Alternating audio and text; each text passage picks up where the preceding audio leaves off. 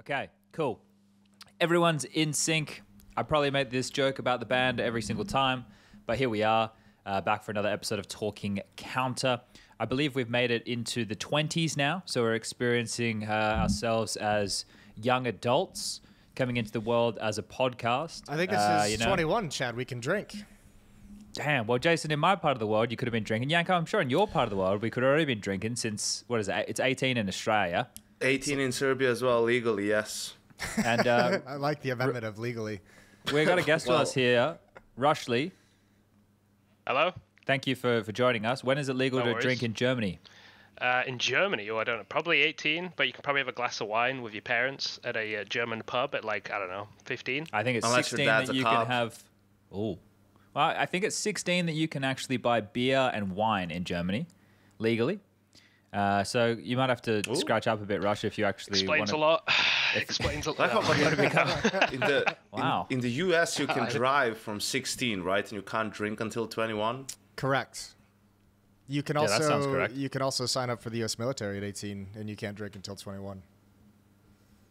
Okay, Yeah. so there's a couple interesting But things. it's like that I you like have the going on in your scale country. in America, right, of importance of things. Like, yes, I can get into this vehicle when I can seriously hurt, maim, even kill other human beings when I'm 16, but I'm not allowed to have a fucking beer until I'm 21.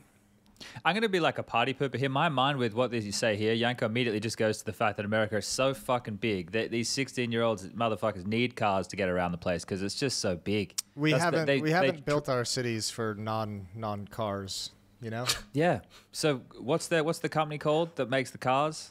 There's a couple of them. Ford's one of them. Ford's you got a big another one. Yeah. None of we them got- owned by American companies anymore, though. Tesla. We got Chevy. Oh, don't worry about Tesla. Tesla's new, but the Chevy they're the reason that America is the way it is. The auto industry shaped your country, Jason. What do you have to say for yourself? I think that was there was like a big push back in the day from the car companies to have like electric public transit deleted from the collective country so that That's reasonable. Cars would reign supreme. So yeah, we've made a lot of bad decisions over the years that haven't panned out well. Oh, okay. Well, Tell we've me got a about couple it. people here who love cars. One of them is Rush, who's a big Formula One fan. But we brought him on the show here for a light and fun segment.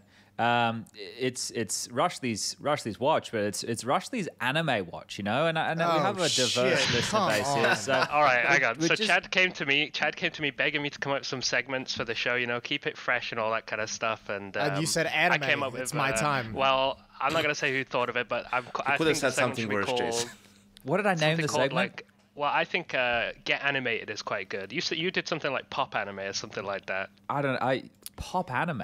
What am But I? anyway, welcome to Get Animated, guys. I just wanted to let you know what I've been watching, what I think's popping, current or old. You know, just had a question: do you guys like anime? Do you watch anime? Are you fans of anime? I've dabbled with anime in my time. You know, Very nice. I put in a good amount of work trying to enjoy anime. I put in about a year and a half of watching a ton of anime, trying to understand. And A year and a half. Respect. Yeah. This was like way back when, early days of casting. Okay. And I think of like every time, it took me like 8 animes to find one that I enjoyed. And I just, What was just it? quit. Well, I mean, Whoa. I've liked a couple over the years. I liked, like a true American, actually not even American, just a true like casual anime. Dragon Ball Z was pretty sick. Dragon Ball Z was great. Bleach was good for a while. Got a little bit bored when they caught up and had the filler. Attack on Titan's nice, but some of the other ones, it's just, I don't know. It's just. Yanko, There is a lot of trash anime. did you make it into anime, Yanko? I did, but I think no one would really... Elfen Lied is a good one. No, it's like it would be if I said like I watch anime and then people ask me which anime you watched and I said it, they would be like, you don't watch anime, because I just watched Attack on Titan and I watched Death Note. Okay, And that's good. And recently I started watching again a little bit of the Dragon Ball, because that was on TV when I was a kid, when I was like going to school in the morning, like 8-9 years old. That was on as I was like getting ready before I left. Yeah, And that's the thought experience I had with it. It was pretty cool, and it went from being this, like, you know how it goes at the start, it's like, oh, just this thing for little kids, like, it's all fun and games, and all of this sudden, like, these motherfuckers, like, going, you know, Super Saiyan and shit. And that was fun. So then it was like, oh, these are some badass motherfuckers. There's some good ones out there. And nobody you can't anime shame. If you've only watched a few and you think that you're not a big time watcher, I feel like that's fine. I will say though, to anime shame. I am guessing, and Rush is probably gonna rip me a new one here. And this is probably not anime per se, but this new fucking thing, the Arcane thing from League of Legends. Oh, okay. It was fucking lit. I think that counts. I mean, I don't know what counts and doesn't count when it comes to anime. You're not an anime gatekeeper? No, I don't think so. I know there's a lot of debate about Cody in the house. But I haven't watched Arcane, and people tell me it's good. It's great. Like, there's also a Cyberpunk one. I think that's classed as I didn't watch that yet. Yeah, I didn't watch that one. People say that's really good. That's not on my list today, but that might be a future one on the list, because this will be, I assume, almost a daily segment if you do the daily segment. Yeah, we'll see. I think it might be maybe like a once every 6 months segment. 2 years? Oh, okay. 6 months. Okay. Okay. Well, maybe it could make a 3 to 6 months. Well, let's let the viewers decide. We've been letting them have a bit more say in the comments. And we got a lot of comments from them. It's never coming got some back. good ones on the last We had some good comments. Yeah, I was thinking we could go through some of them this week actually. Okay. But Rush, we'll let the viewers decide how they feel about the segment. All so depending on how your first episode goes. You have Precisely. to really surprise here. Really raise the bar. Don't leave it up to them, please. And if this goes well, Rush, we might even get you a jingle for future episodes to announce your. Oh, that would actually be kind of cool. That'd be nice. Yes. All right, well let me jump into it. I've got like 3 and maybe 1 special extra. But I've been watching some Berserk. If you know about Berserk, Blair's a big fan of Berserk. He's got a Berserk tattoo and everything. Now, he makes fun of me because I watched the anime, and you probably shouldn't watch it because a lot of it's very trash, but the movies are very good. Recommend the movies of Berserk. It's about a guy with a big sword, and he's got a lot of hate in his soul, all right? So that's number 1, very good. Fits right in with esports. I'd say number 2, Chainsaw Man. It's a current anime. It's popping a lot by the guys from Mappa, who also did some of the Attack on Titan stuff, some of the better stuff they've done. It's about a guy who a chainsaw comes out his face and his hands, also very good. His face? Yes, his face is like combined with a demon, and he's also a demon. There's always devil. Demons in anime, Wait, It's isn't devils there? actually in this How one. does the chainsaw come out of his face? Like forehead face? Like No, it cheek? becomes Full his on. face. It becomes You know, his like face. he's got a Kinda, tongue yeah. and stuff. I believe. I think I've seen pictures of Chainsaw Man. That's very good. It's currently airing. It's not complete yet. Apparently the manga, which is a book. I don't read, so I haven't seen that. I've read that rather. But apparently it's very good, and apparently it's going to become big later on. A lot of apparentlys here. Yeah, well, anyway, the next one apparently is an anime. It's Spy X What are Family. the Now this one, for? this anime is like. Who are you protecting? It's an okay anime. Apparently people really like it, but I think it's okay. I think it's a bit of cheesy weeby fun.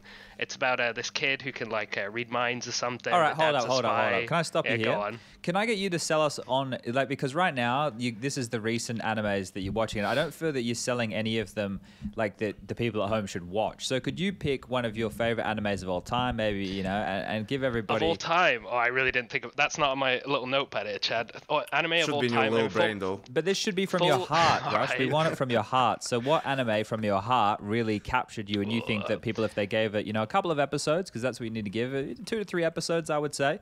Is there anything that you would recommend that people give a watch? Full Metal Alchemist Brotherhood is probably up there. It was one of the first few animes I watched. It's a nice and close story. It's not like Bleach where it goes on for 6 million episodes or anything like that. That's definitely up there, and I think it's easy to watch. It's a little old. It's 4x3, so some CS players might enjoy that one. But it's enjoyable. It's about a little kid and 2 little kids, and they try to bring back their parent or whatever. I'm not going to spoil anything. Did they bring it back? You're gonna have to watch and find out. I'm not gonna watch. That's all I'm gonna it. say. Okay. You can't I know spoil- they try it. Use It a doesn't go spoiler well. alert. It doesn't go well. Use a spoiler alert. That's crazy, Rush, that you'd recommend that one, right? Because out of all the animes that I think you recommended me, I think Demon Slayer was the one I enjoyed watching the most. Demon Slayer is fantastic. But that's not complete yet. It could become absolute dog shit. Did you read Oh, okay. Battle Royale Rush? Did you get into that? Battle He Royale? said he doesn't read. He I can't don't read, read. actually. I don't read. Oh, Yeah. okay. I Just played numbers on the screen. PUBG one time or twice. Nice. I do have a question for you, Rush, about Go on. anime. Because a lot of the stuff is...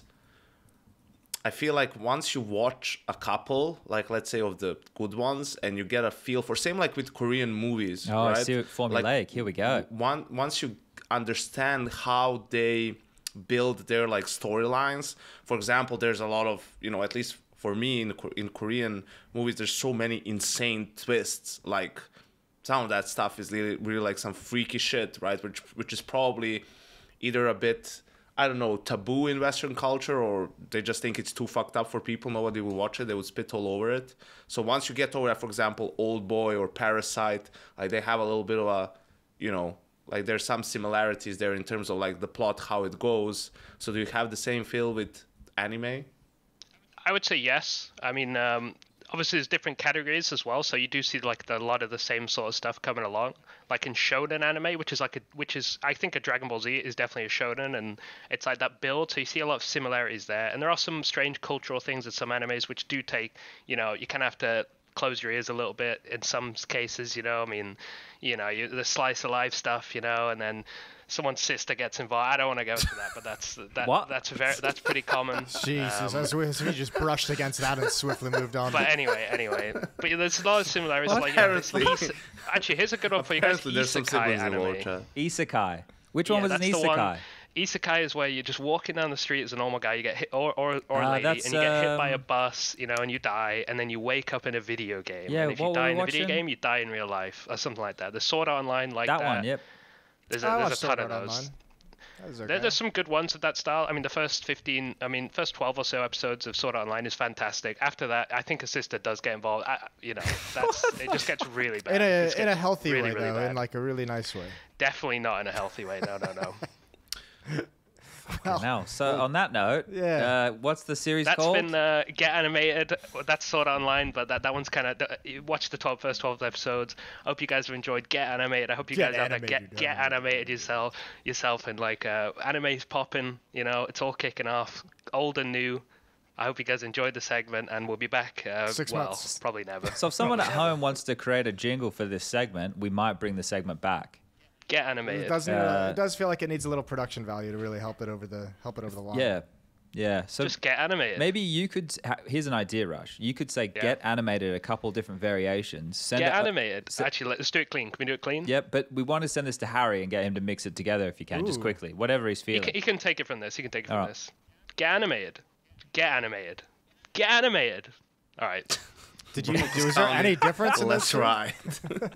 Thank you, Rush. This has been a fun segment. It's definitely brought the laughs, the smiles to the faces of what we were looking for here today. So I appreciate your time as always. All right, I'll peace out, and don't forget. Go on. Get animated. Yeah, there it is. All right, I'll see you guys later. Peace. See you. So, guys, what did you think about Get Animated? Now that Rush is, I'm going to move him out of the channel. Hold up, let me get him out of here so he can't hear what we're talking about. How did you feel about Get Animated? Anime is one of my least favorite topics in the world, but okay, I could talk with Rush about anything. Well, we could bring Rush in here to talk about other topics. I just thought anime would be an interesting one to bring him in for. I don't even mind the anime thing on this. It's, people love it. Let's give them the updates. Give the people what they want. I've learned a little bit today, Chad. I think that's a good thing. So that's a positive. If you learn something new every day, it's a bloody good day. Now, I did mention just before that we had some people in the comments saying some, I was going to say positive things. It's more in response to the questions we were asking on last week's show about, why do you watch, what's exciting for you to watch. And those people who put in comments that are actually constructive comments to read. And, nice change of pace. Yeah, well, I think that our audience are those type of people, though. I think our audience, and this is me blowing my own horn here, but I think they're, sensible people. They want to have a discourse. They want to, listen to us three clowns have a chit chat. So they probably want to contribute in a similar fashion. Now, I don't know if any tickled your fancy, boys. I don't know if you flicked through them much. Yanka, you said you had a bit of a read. Yeah, I did. I watched it. So there was a couple of guys in there who gave like really detailed, actually like answers and their thoughts on how people watch. So I didn't pick any of them out.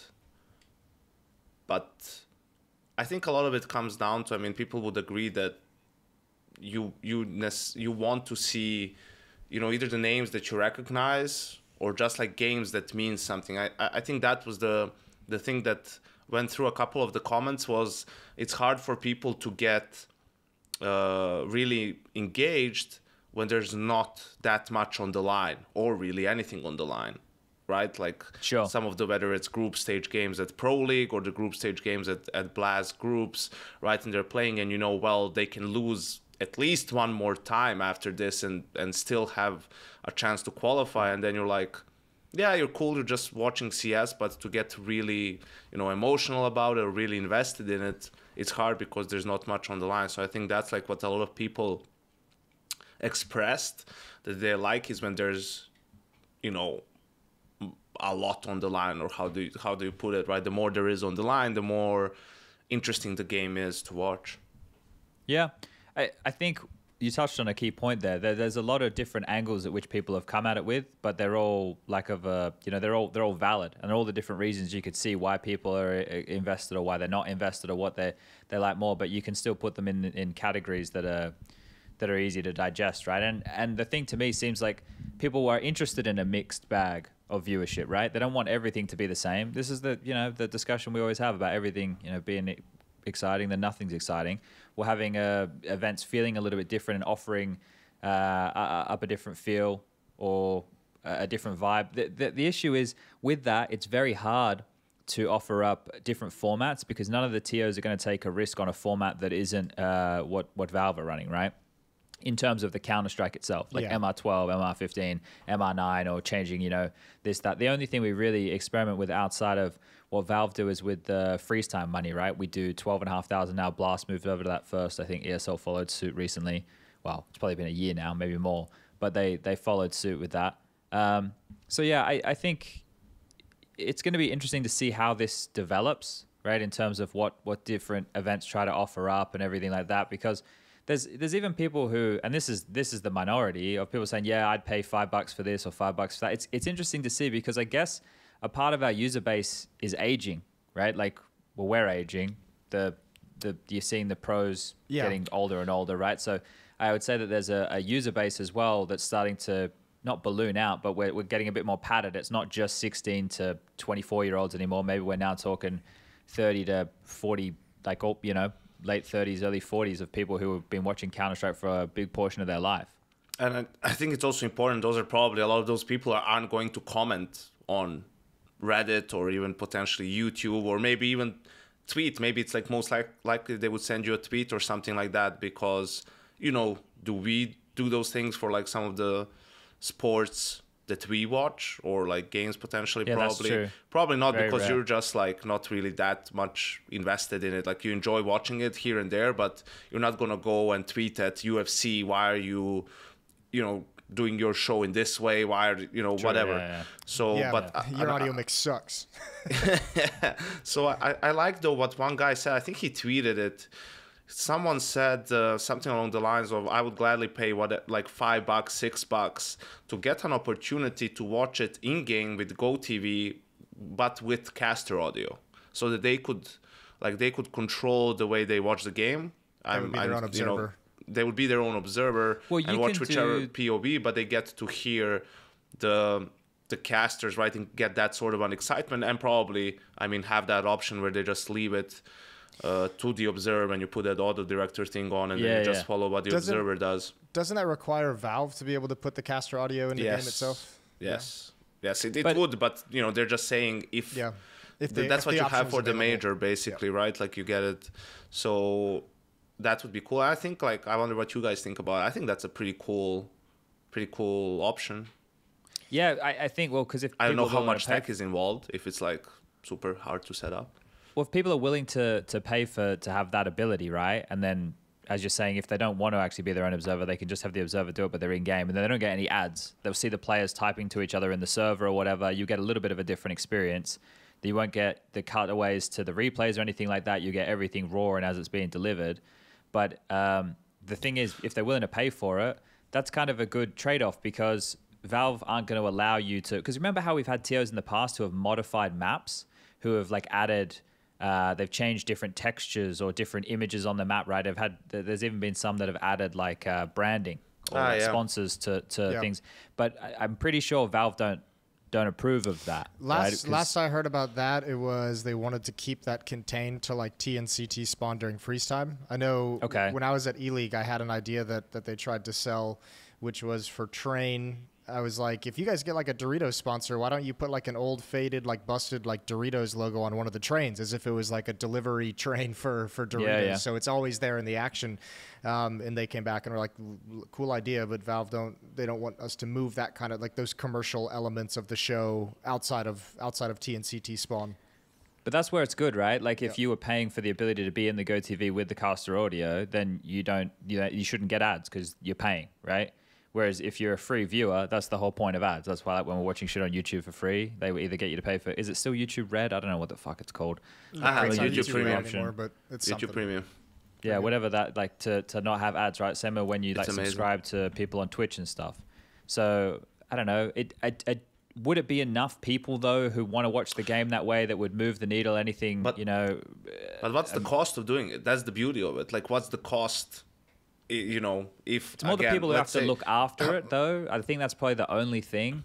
Like that, someone has to, I don't think it would. Yeah, be... make sure it's working. I feel like some of it is mostly it comes from Valve, allowing you to sort of set it up in the in-game client, I guess. Yeah. So there would be probably a little bit of trickery there and things that you needed to sort out. But outside of that, if they're willing to do it, and obviously, if it's, let's say, $5, maybe Valve takes $1 out of that, or whatever it is for you to be able to get it. So they get a little bit extra. And listen, we're gonna go back to something that we've discussed probably 5 or 6 years ago in green rooms, right? Which is something that Dota has had that was great, that we felt like we could have gotten as well, which is like the esports cases or whatever it is, like for a tournament, like where they would get this viewing pass, which would be what we're talking about, ability to watch it in game with the caster audio, but watch whichever POVs, and then they would probably get a couple of cool skins or a cool case for that tournament. And it would be a way to support the tournament organizer, add to the prize pool, right? Give a little bit more for the teams. And of course, out of every purchase of that, Valve would get like a good percentage. I don't know if it's 25% or 50%, or I don't want to throw around percentages, but they would definitely get a piece, right? So it's sort of... Is this just for the majors you're talking about? They used to... For No, us, he's talking about like the one initial esports case we had, like way back. Oh in the day. yeah, we had like the blue and the red one, right? Or the but blue and that the also orange for one. that we didn't have the exact numbers. They just said like Yep. a percentage of that is going into the support of the esports scene. But it doesn't really, that part for me doesn't really matter as much. Like that first esports case, or actually the one case that we had. So it's more about the concept in itself, right? Like, because I'm always down for things where I understand that Valve perhaps doesn't want to, build a full case and do all of that for even a major, let alone, an IEM tournament or Blast World Finals or whatever, right?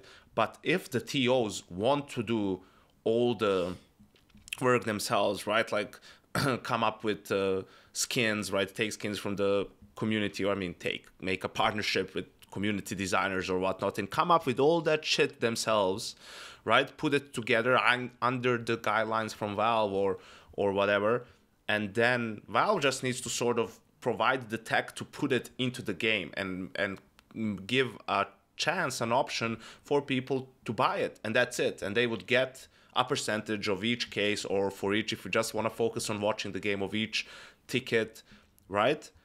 And that's it. I feel like that is sort of a win-win. Well, if they haven't done something like this to date, right, we would have to consider why they haven't. So there's a couple of reasons. Like, first, they don't think that the TO needs the money. The second is they don't understand the way that the businesses of the TO work, right? So I guess how would that cooperation come about? Or third, they don't want to do it, right? And if they don't want to do it, what would be the reason that they don't want to do it? Yeah, I don't know. I don't really have a good answer for that. I know part of it is probably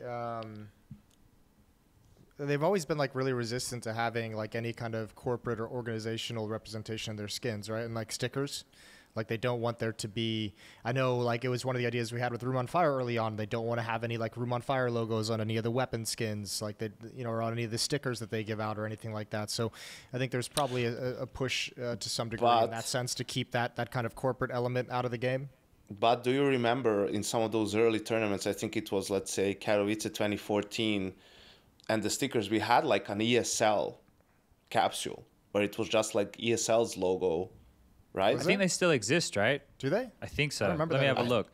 I'm just going to open up my CS because I know I have one from PGL that's it's just a PGL one. So I don't know if they would have stopped it. Let me check. I know. One of the kind of interesting facets of this conversation, specifically about like team skins and player skins and everything, is I think part of the pressure that's being applied is because so many other games are doing it. Like Rainbow Six has it, but they're all more hands-on with their esports side as definitely. well, right? But I know like teams and like team owners are sitting here and they're just like, wow, this is such a huge benefit to us being able to reinvest in the scene. We're making so much money off of these G2 Rainbow Six stickers, and now we want to stick around. Actually, I think G2 dropped their Rainbow Six, so maybe this is a bad example, but you know, they're looking at this, they're saying this is such a huge revenue stream when we have stickers for our teams in these various games, how much money it brings in, how much money it gives us that allows us to kind of, you know, have maybe go into the green for this particular game and reinvest that money down the road. So I think for teams at the moment, because it's so successful in other games, it's such a sticking point in a conversation right now in CSGO. And I just don't know if there's a whole lot of runway that you can kind of make up just by the way that Valve want to handle it. Yeah, well, that's the thing. And that's why I asked the question of like, do we know why they wouldn't want to do it? Because there's obviously a reason that they wouldn't want to do it that way, right? And that reason, I guess, is them, and they're now picking, right? They're picking who to sanction those events for, where the game can be like that, right? And I think that's one of the problems, is setting up those hurdles of how do they decide. Yeah, and I think for us, it's more obvious. Yeah, they've always wanted to be hands off with like deciding participants. Like that's the whole reason why we don't have caster stickers ever. Caster voice comms is because they don't want to pick the commentators to be at the event, and they don't think it should be based off who's just hired by a third party. So, I mean, I would imagine it's very similar with like team stickers of them saying, you know, how do we say like these 15 teams get stickers and these 15 teams don't, is probably where I would say it would be. And if events aren't open events, right? If all the events were open, if every single slot of all the events were always open, then you knew by giving like this kind of revenue to the TO, or to, you know, that it would have been, yeah, you know who it would be benefiting here. But like, let's say in this situation, you did it with Blast or ESL, who both have partner agreements, and then you know that money, does that become part of the rev share that then goes back to the teams as well from like ESL's deals or Blast deals? Like, there's a lot of interesting different ways to look at it. I sent you guys the screenshot of the PGL sticker, so I guess the same thing for them. They got yeah, but this is for the major. Don't all the major stickers? But well, there's still that being done, right, for the TO. So they assume they make some money from the case at the major, but at the major they pick who hosts the major. So maybe that's the only barrier here, is like picking those events, right? Which then becomes down to putting a bunch of criteria in place that Valve are happy with, if they're ever happy with doing that. That to me seems like the hurdle. I don't know if I'm making sense. Yeah, no, I'm with you. I mean that feels like the main hurdle to me. Although I've never had this specific conversation with the Valve guys. Well, for me, it's also, you guys took it a little bit, I don't want to say too far, but for me, for example, in that thing, there doesn't have to be anything team-related merch, let's say. Okay. It can just be cool gun skins.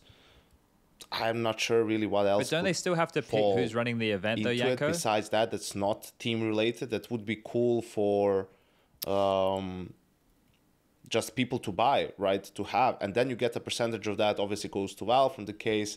Some of it goes to the TO, and then probably a TO, that would be then a part of the Lure agreement or the Blast partner agreement, right? Like they would figure out a way to do that stuff. There goes Yankatron. Chad, you still with me? Nice. Yeah, I'm with you, man. Well, we can continue that, because I actually think, I mean, that was I think that's like a smart way to handle it. And one of the early, go on. You seemed excited. I was just gonna say, what's the point, right? Let me throw this to you. What's the point of, if you're a skin creator, to have the buffer of a TO, right? So I think this is.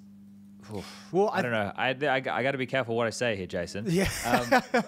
But I think in other games, right, that they've had this before, where the people who another TO, the team, right? Like, let's say G2 or let's say Astralis, whatever, right? That they would go out and then they would hire like an artist to be the one to fucking come up with the crazy skins or the couriers or the this or the that, right? And then they end up in the game.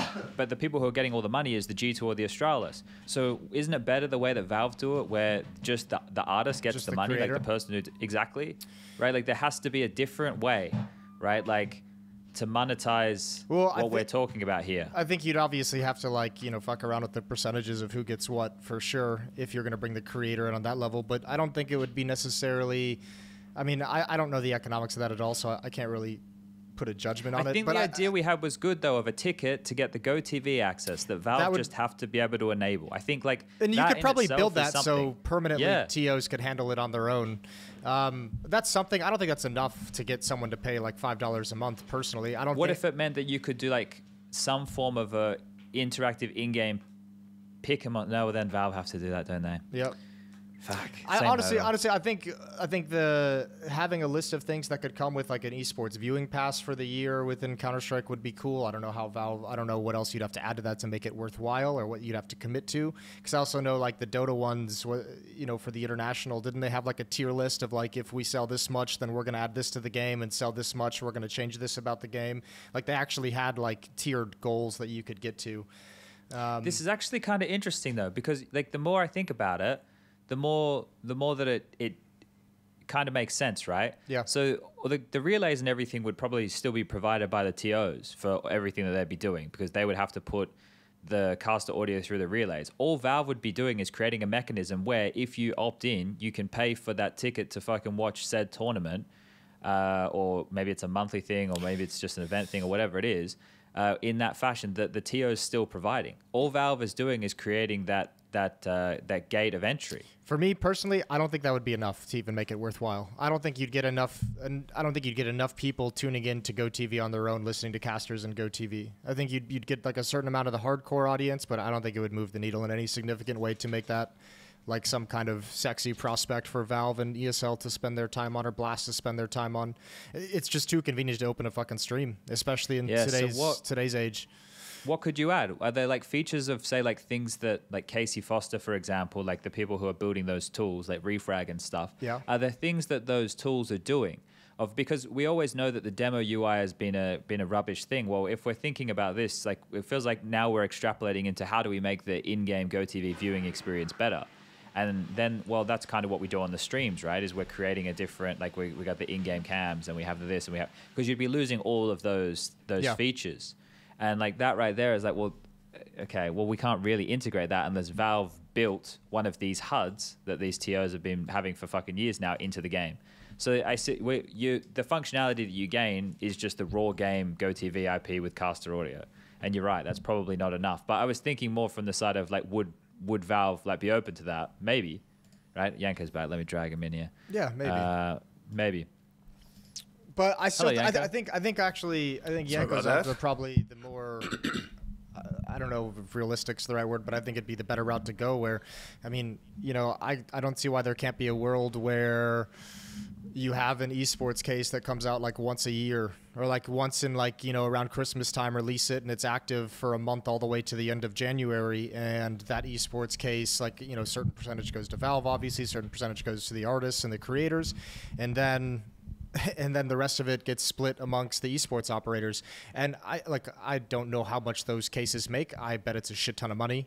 I bet especially if it's an esports case once per year, that more people are going to be, Counter-Strike has a really hardcore esports audience. So I think you would get a good amount of traction on that bad boy. And then you just find a reasonable way to kind of divvy up that extra cash to all the TOs that are operating the esports scene for the game. You just do that once per year. And that seems like it could be, that seems to me like it would be very effective. I mean, we always heard rumors of the numbers that initial esports case did, and never anything like super reliable.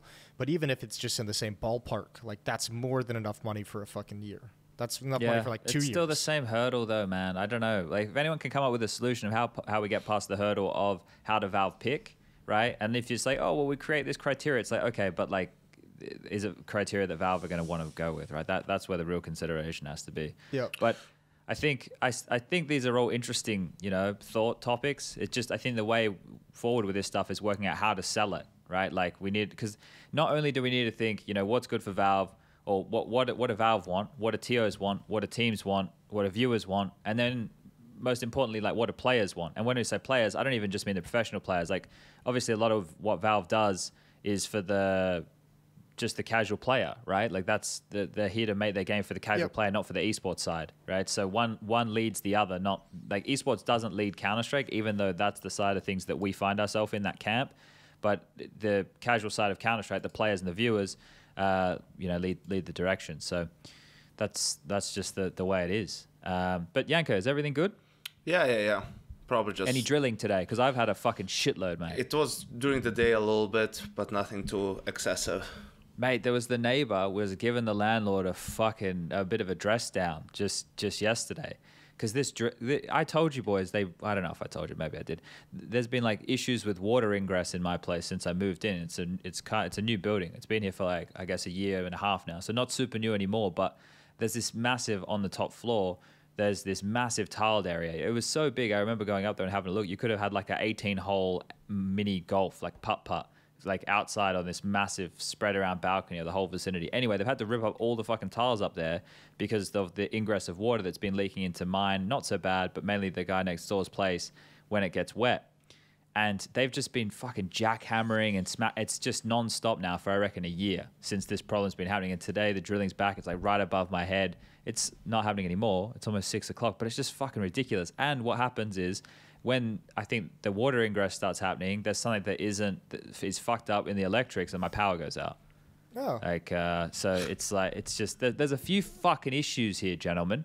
Anyway, I'm going to go back to chilling. I was pretty chill before I started talking about that. About water ingress and drilling. Yeah. Anyway, these things happen. This is what happens, problems happen. Shit happens. It's kind of life. Well, talking about...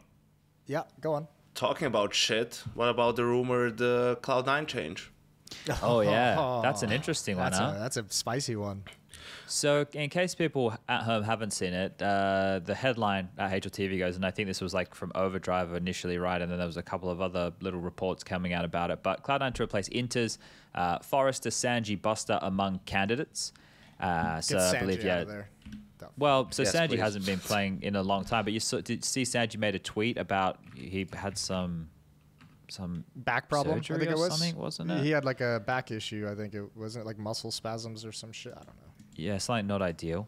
So that sucks for Sanji. Hopefully he's doing better now. But, he was one of the names in the mix for this Inters position. I think a lot of us would agree that Inters, does his role and does it very well as a support player. So immediately in my mind, right, I know that there tends to be resistance in this situation of like, why is this happening? Blah, blah, blah. He's not a bad player. This isn't going to fix it. It then goes to the type of player. Like if they go for like a Buster or a Forrester, yeah, if we're talking to Sanji, then you may as well just keep Inters. But it's more because I'm thinking that they might want to try and diversify their play style a little bit, right? And add more to the playbook, or maybe try and be a bit more aggressive in certain parts of the game. And they don't feel that they need somebody as hardcore in that supportive position as an Inters. Because I think the immediate knee jerk to Inters is doing his job, everything's good with Inters, he's not the problem, is correct. But then where do you find yourself? You find yourself thinking they need a change of approach. Well, maybe they think that Inters isn't part of that change of approach. That's where my mind gets to here, taking a couple of steps. I don't know. What's the initial reactions from the room? What's the feeling, the temp check? My feeling on it is I think this is one of those rare roster changes where like this is... Launders put out a couple tweets that I mostly agree with, and he gave an interview, and kind of like the headline of his quote is they're trying to scapegoat Inters. I don't think that's entirely true, and I think this is one of the rare roster changes where if this actually happens, I don't think it's an attempt to say this guy was the problem or we need to remove this guy who's just not performing well. I think this is just a product of, at the moment, the scene with all the talent that these teams have across the board. I think they're just looking to make an upgrade, and not saying he's playing bad, not saying he's making mistakes or he's a huge issue within our game. I think it's just them saying we need to get a little bit more firepower across the board. And the other, I mean, the alternate roster change that would have been made obviously was Nafany and changing the in-game leadership, which we've noticed which we felt looking from the outside has been a problem in some of the big games. Some of the calling has kind of faded back and been questionable. But I mean, it's hard to change an in-game leader. It's fucking hard to change that entire kind of head and structure of your team. So I think those are the two ways they could have gone with it. And I'm not gonna cry too much about Inters being gone, although I think he's a good player. I think he played well with them. I think they're just looking for an upgrade at the position and maybe someone who can bring a fresh perspective. One thing Inters hasn't been able to do, in my mind, when I've watched Cloud9 over the years, as good of a player as he is within his role, is really the ability to kind of break out of that role and create an opportunity if it's called upon, is to kind of be someone who can open up a plan B or an alternate point of attack. I haven't really gotten that sense out of Inters, and I imagine in today's Counter-Strike, I think it's super important to have an individual player who can kind of break out and create opportunities when the moment strikes. And I think if anything, that's probably what Cloud9's looking for. Yeah. Yanko, what are you thinking? I don't think you can have 5 players like that, like Jason said. I think with the individuals that they already have on the roster, like even Nafani, who, you know, isn't like fragging out of this world, most of the time he's the entry guy. So he takes some space in that sense as the in-game leader, right? Then you have Shiro and Exile, obviously, and Hobbit, who's no slouch on his own. So, you know, I don't see how he could be really doing more without disrupting any of the other players on the team, which then I think does more harm than good. I think he's perfectly fine. I think he improved this year even and played a little bit better, and I don't think he's the reason why Cloud9 is failing. Like, the obvious one to look at is Nafani, because sometimes not only are they a little bit one-dimensional in their style, but it's also, you want to look at how the players have performed in some of their biggest losses. I mean, if you look at Cologne,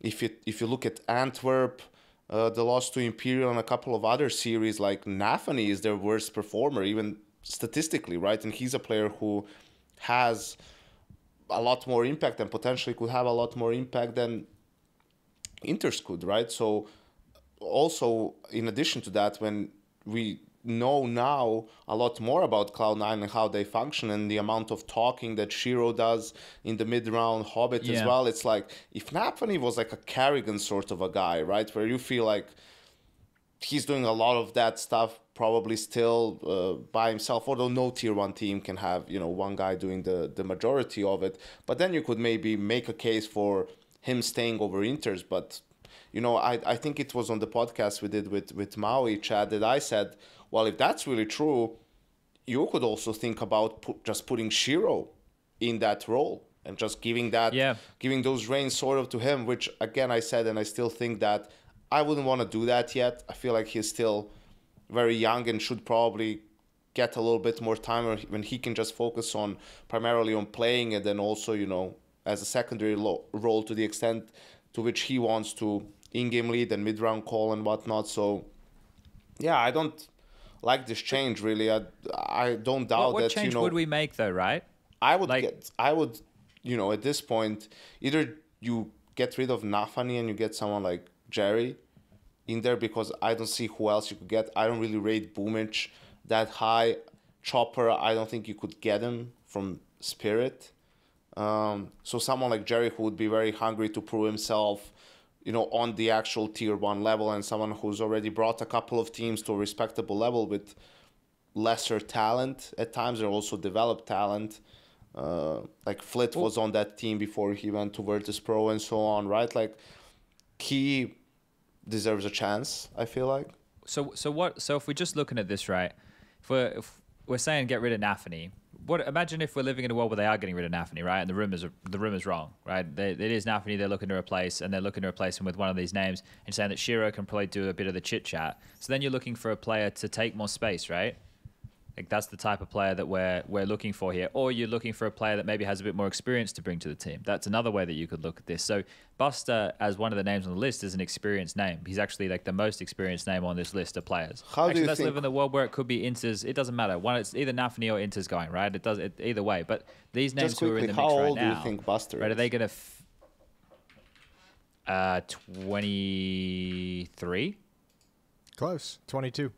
22. I thought he was older. I thought he was like 25, 26. Just because they played in that major when they were so young, right? Yeah, he's been around for a long time.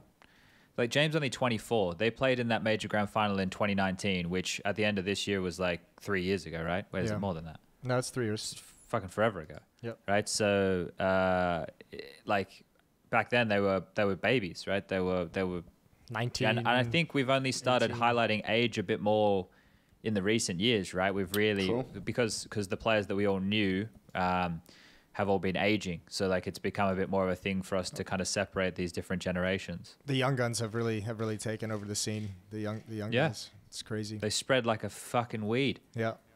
No, but it's obviously good to see, right? And this is where each generation is like built on the shoulders of giants, right? Everybody gets to learn from everybody else through those pathways a bit quicker. This is like a sidebar, and we can go back to this Cloud9 topic for sure, because we're talking about, like legends and whatnot that I just brought up. I'm sitting there watching streams, watching Olaf playing with Forest and Get Right, and Neo's in there, and Freiberg's in there, and I'm watching this shit. I'm like, isn't this just wild? Like, it's a throwback. These lads are just like streaming, playing Facer. The one that's like crazy is seeing Forest and Neo. Like, because back when we used to view them, right? They were the legends of 1.6. They were the headliners. They were the two fucking biggest acts. It was like, that was the Zywoo and the Simple of the 1.6 days, right? And then obviously you have other names like to throw into the mix there, but they were the big boys. And then see them just pugging together, just playing some fucking Anubis. Olaf's in there. He's like, yeah, you haven't been playing any games at all. He's just still fucking bopping heads and owning it. It's so cool to watch. I thought that was a lot of fun. Anyway, that was my sidebar. What do we think with Cloud9? That's why I was bringing up those names. Buster, Sanji, Forrester. Like, because if you can think about this, we're trying to isolate the problems, and then we're trying to talk about how we can fix those problems. So if we're saying that Shiro already does a lot of mid-rounding, and then you already have somebody who's experienced there like Hobbo who's going to be able to help out with that, and you wanted to replace either of these names into Snafany, whatever, then how are you fixing this? You said a good thing, but we have to start from the beginning. You said, let's identify their problem. So I think we can all agree what their fucking main problem is they choke. Yeah, they struggle in the big games. Right? Like that's the main problem. And then the side problem to that a little bit is that they're playing the current meta. Yeah, they're a little bit like behind the meta. They're a little bit too one-dimensional, it feels like. They're not as, like, I noticed even outsiders now, like, are more reactive. Yeah. Like, in a way. Absolutely. Right? I think maybe that's one thing that Cloud9 are lacking. They don't take the gaps as frequently. I think that's the choking, though. I don't think that's being behind the meta. I think they seem to get scared to make this has always been the criticism, that they don't have that like killer instinct yet, and like they seem afraid to make the plays they would normally make when it's a big game. When it's a big game on the stage. I mean, we saw it for years as well, like Shiro and Axile having a dip off towards the big games. Shiro's obviously solved that recent times. Axile still struggled with it in Rio, obviously. But, I mean, those guys, those heavy hitters are the ones who seem to just kind of, at times, I don't know, just not really put themselves forward the way they did during the online era. But Yanko said that it was Nafany who had like really bad stats in their big games, right? So if the star players are still somewhat doing what they're doing, but Nafany's feeding, that's also the issue, or that's also the other side of it. Is despite the fact that some of the stars have disappeared during individual games, most events that they've gone out early in, like Exile and Shiro, and like the top 5 players performed at that event, and still not able to make it deep into the playoffs, which is fucking scary. Yeah, so that's the thing, right? That's where it is the approach, or it's other players. I think I can understand either one of the changes. If it's Inters, if it's Nafany, I think that kind of approach, I could see the logic behind either one, to be quite honest with you. For me personally, I mean, without knowing anything that's going on the inner workings of the team, if you feel like there's a great in-game or a good in-game leader out there that you could pick up, and you're willing to take the short-term hit to transition into a new in-game leader, I would change Nafany. But we don't know what goes on inside that team, and we have to remember too, like him and Groove obviously have, I would imagine, what is a very close relationship, considering the fact that Groove has basically had to train this guy as an in-game leader from when Groove was super vocal and calling a lot during the online era, and then having to pass that on to Nafany once we were kind of returned to LAN, and Nafany had to take more of the reins. Like there's going to be a history there that I think is going to be really hard for these guys to work up the motivation to break up.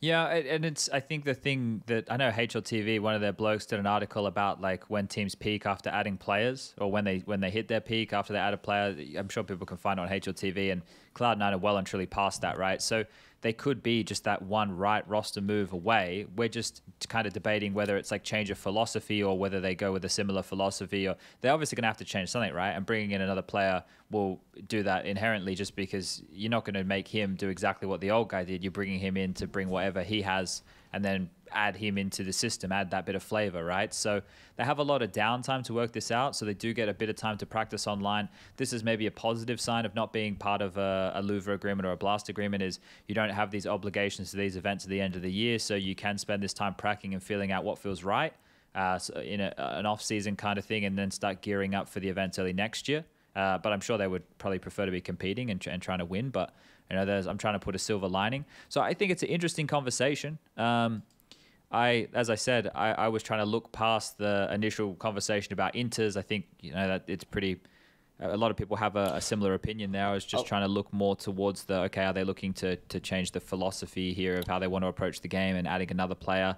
But Yanka, you were saying there's already a lot of players who take space, so it'd be curious to see how they mix that up. Now, I just want to. It feels like you want to move on, so I just want to say this, like for closing, is even if they, let's just say, I accept they don't want to change Nafany, they're going to change Inters. If they just change him for a quote unquote more skilled player, better player, like someone like Forrester, that's not going to make any significant change. But if they do what Outsiders also did once they brought in Fame and Norbert, which was starting to change their philosophy a little bit too, and understanding they need a little bit more flavor to their game, then that can work. But that wouldn't be because Inters was necessarily bad, but because there were other changes in addition to the roster change that helped their team. And lastly, I talked about this last year towards the end, is when they were also struggling to get over those initial big LAN games and put up the same sort of performance, is that also like the energy, they don't seem to be on the same levels. Like obviously we all know that Nafany is the one who gets up and screams a lot and shouts, and the other guys are a little bit more quiet. And every time I tried to bring it up with them, even in interviews, they were pretty dismissive about it, like it's not a big deal. I still believe like that it would, if they're changing Inters now and bringing someone else, if that someone could be a person who has and can bring a little bit more energy, like be that second guy for Nafany as well, and kind of help them get out of a rut in a game, and just on a sort of a atmosphere like within the server, help them out, like that could also be a difference maker for them, right? Because they sometimes just look and feel defeated on the server. Yeah, I know what you're saying. Yeah, I remember we had that conversation about the whole Nafany thing before and his different energy levels and everything. You see, we spoke about like Shiro being one of the guys getting involved. I wanted to talk about, we brought it up on the last episode about Device's return. Did you guys catch that, or did you see the against the boys from Tricked? It was Lucky up against Astralis with Device on debut. Did you guys see that? I had it up on the second screen. I didn't watch it ultra close. Well, so they won, right? It was a 2-0. Mirage got a little bit close towards the end there, but it started pretty strong for Astralis. I think they were up like 14-9 at one point. They just had to close that game. Device's level pretty good. He went plus 28 overall, like a 1.66 rating. But this is the thing. This is the thing. Like I looked at this and I went, okay, like that's the just wiping the sweat off the brow. That's the best you could have done, and it's exactly what everybody expected, right? Coming out here against a team like Tricked. Right, Device, he's had all this off time. He's been putting in a lot of time in the pugs if people have been paying attention. Coming out here for Astralis on debut, just put it in. Just put it in, have a good Device performance, and that's kind of what everybody expected. Because it feels like in this scenario, it almost is a lose-lose for Astralis on debut. Because if they lost the game, I was like, look, the addition Device is shit, blah, blah, blah. If he didn't play well and they still won, I'd be like, oh, Device is fucking rusty. Yeah, maybe this is why he didn't want to come back. But he played well, they won the game. And then the timing of this is they were just playing against Heat. Now in the quarterfinals, same event, they just got 2-0'd on Dust to an Inferno, but Device still played well. So now it's like, okay, they won their opening game, but they lost to Heat, who's not a bad team, all things considered. This Astralis team, is it even the complete team? How do we know what direction it's going? So I look at this for Device and I go, okay, yeah, I can work with this, right? It's kind of been a nice way back for him. He's now here. He's played his games. It's done. The spectacle's there. And Astralis, well, we still know they have some things to work out, but Device is showing that he has decent form at the moment. So it feels like, it's a good start. Am I being too optimistic here? No, I think it's a good start. I think it's a great start. It's also, could you please just give them a proper team so we know how this team is going to look like, and then know. Yeah, because Blame's still owning as well, right? Yeah, Blame has been insane. Blame has been a top 5 rifler like this year, it feels like. I like that he's had to do so many different things in Astralis now since he's been there, right? They're using a bit more aggressive from time to time now. Like, he's obviously, we know him from the lurking. He's done in-game leading. Like, it feels that over the course of this, with all the shit that's kind of popped up along the road, and him being forced to do different things just by the necessity of the team needing it, and him being the most skilled member, it's probably a good thing for him, right? Like, he's getting so much, because for people who don't know, like, Blame just kind of like, oh, appeared, bang, he's complexity, in-game leading. Like, that just happened, right? That just fucking like spiked into appearance. So this is kind of a cool little. I guess it's an educational period for him, and he is owning consistently. So I think that's fucking sick. Yeah, they have some really good parts to this puzzle. Just a few pieces they need to replace as they go, I think. How much is Stare, Yanko? You found out yet? No, I did not find out yet. But however much he is, Astralis should pay for him, and give this team a proper chance. Do you keep Zip? They just spent like or you $500,000 get one, you getting back. two. Yeah, that's the thing as well. But are you getting one or are you getting two players? Like, how's this going? I hated Zipex had like those couple of good games in Finland, right? Because he's pulling me back in, Chad. He's pulling me back like that. All right, he's back. He's doing his anchor job. He's being the support. He's like you get because staring like for the Mister. experience is there, like the composure, the clutch factor. Sort of like if he can be that solid anchor, that's tough to find. And then you just get a gamer, right? Like on the rifle. Yeah, but I mean, you need that consistently, right? From Zipix is the problem. I know. Like, it can't just be like contract years. And hey, you're next in line to get dropped off the roster. And if I have to say one thing, ultimately, I would say remove him as well. And because there is like good talent out there, and especially in Denmark, right? And just make that, True. and just invest in your future as well as an org, right? I mean, Device and Glaive and even Blame aren't going to be around forever. Right, so just finding like new guys who you can start molding them in time and make that transition easier in the future makes more sense. And you just went through the entire situation of missing the potential next young talent of Copenhagen Flames, and the way that those players could have bolstered your roster the way they've done like 3 other rosters throughout the scene.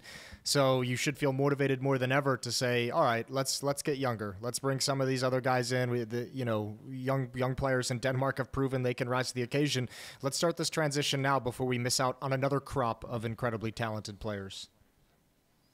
Oh, there goes Chatty B. He's out. That was Chad. It looks like we're taking turns. Yeah, the water issues. We had this last episode as well, Jason. Yeah. So now we're ready for it. We're experienced. We know what to do. We got plenty of other conversations we can get into as well. But yeah, I don't know. I don't know if this is like Chad said. Like, am I going too soft on it?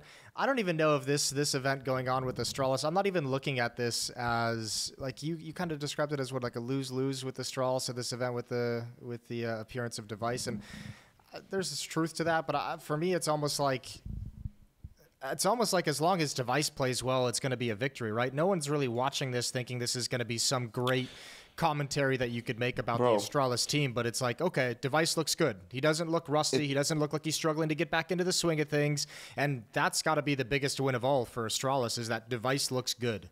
Yes, but they like overthought this whole Device comeback so much. It feels like, right? Like, because he could have played at the LAN in Finland, right? Like, but they were probably thinking, okay, we want to ease him back in. We don't want him to come to this LAN. We didn't have probably a lot of time to practice and just crash out, and then for him to not have any confidence, right? Which, if you're looking at the big picture of the roster, probably makes a lot more sense to, make sure Device comes back in a nice and a good way, and then you can, get into the next year feeling good about your team, and him feeling good about himself and his individual skill, right? Like, just, booking a Katowice playing spot at that stage isn't worth it, having to jeopardize that, right? So ultimately, I actually agree with it. It's just so it's just bizarre a little bit looking from the outside, like the whole Device situation for so long. Then he finally rejoins, like we all knew for a year that was going to happen while everyone was trying to deny it.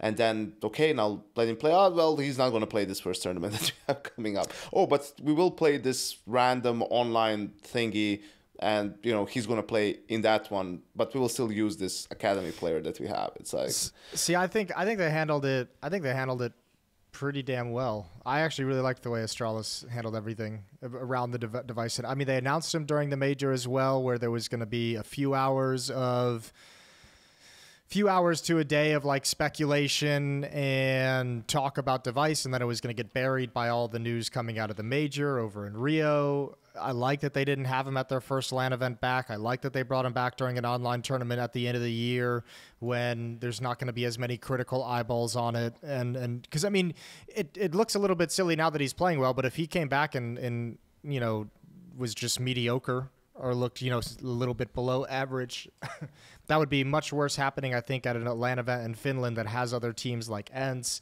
that has, you know, Fnatic is there, other top teams going on, Bad News Eagles. The fact that they just do it to this online event where the results aren't necessarily going to be super significant, I think is probably the smarter way to go about it. At least it was in my mind. I had no issues with how they kind of handled the timeline.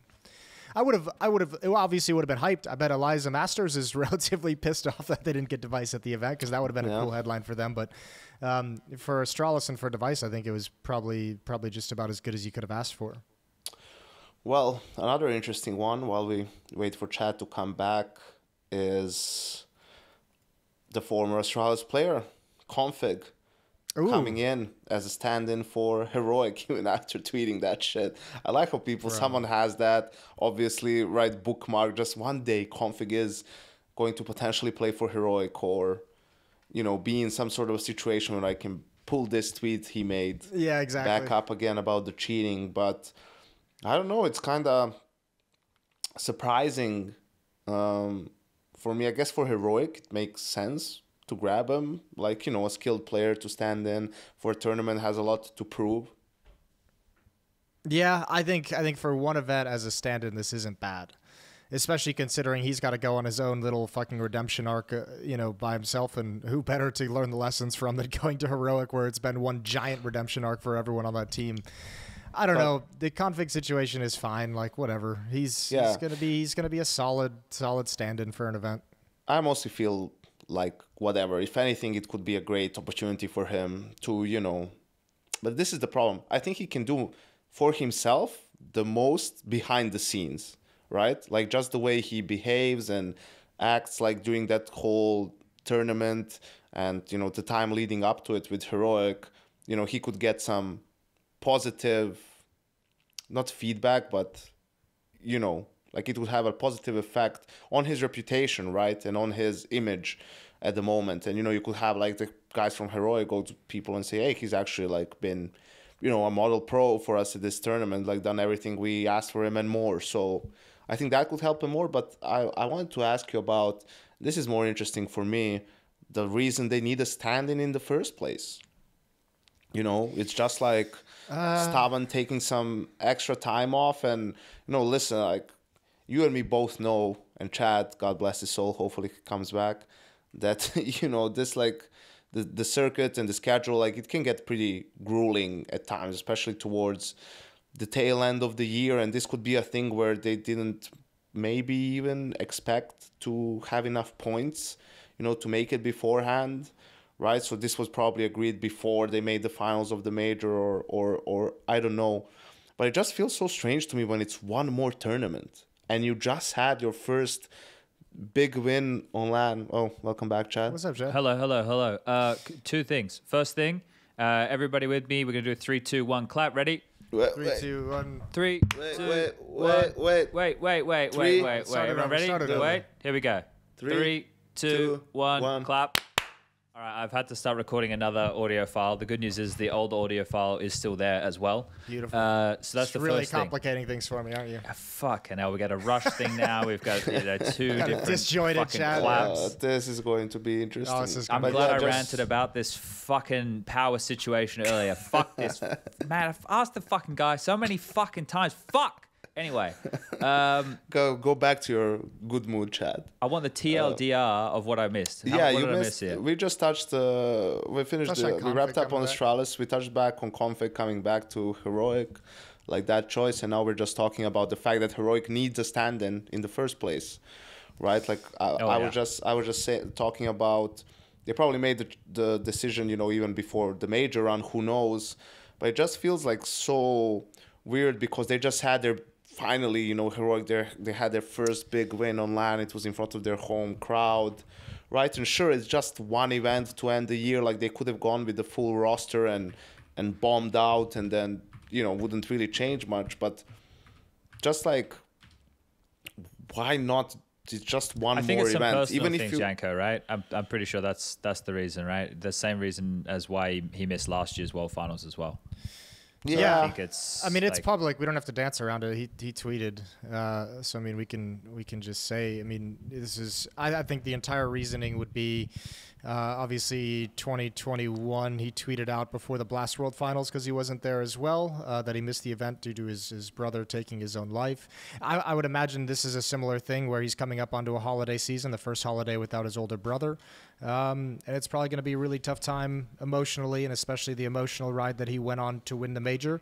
And this is probably just one of his events where he said, I want to be with my family for the holidays, and I don't want to go to Abu Dhabi. I want to be there for the family that's going to be struggling with all this. And that makes sense because this is right around, I would imagine, the 1 year mark of that happening. So, yeah, I'm trying to find the news of it because I think it's pretty much. He tweeted on December the 12th. 27th, and it happened 2 days before the 2021 Blast World Finals, which would have been a similar time period, December 12th, 10th-ish.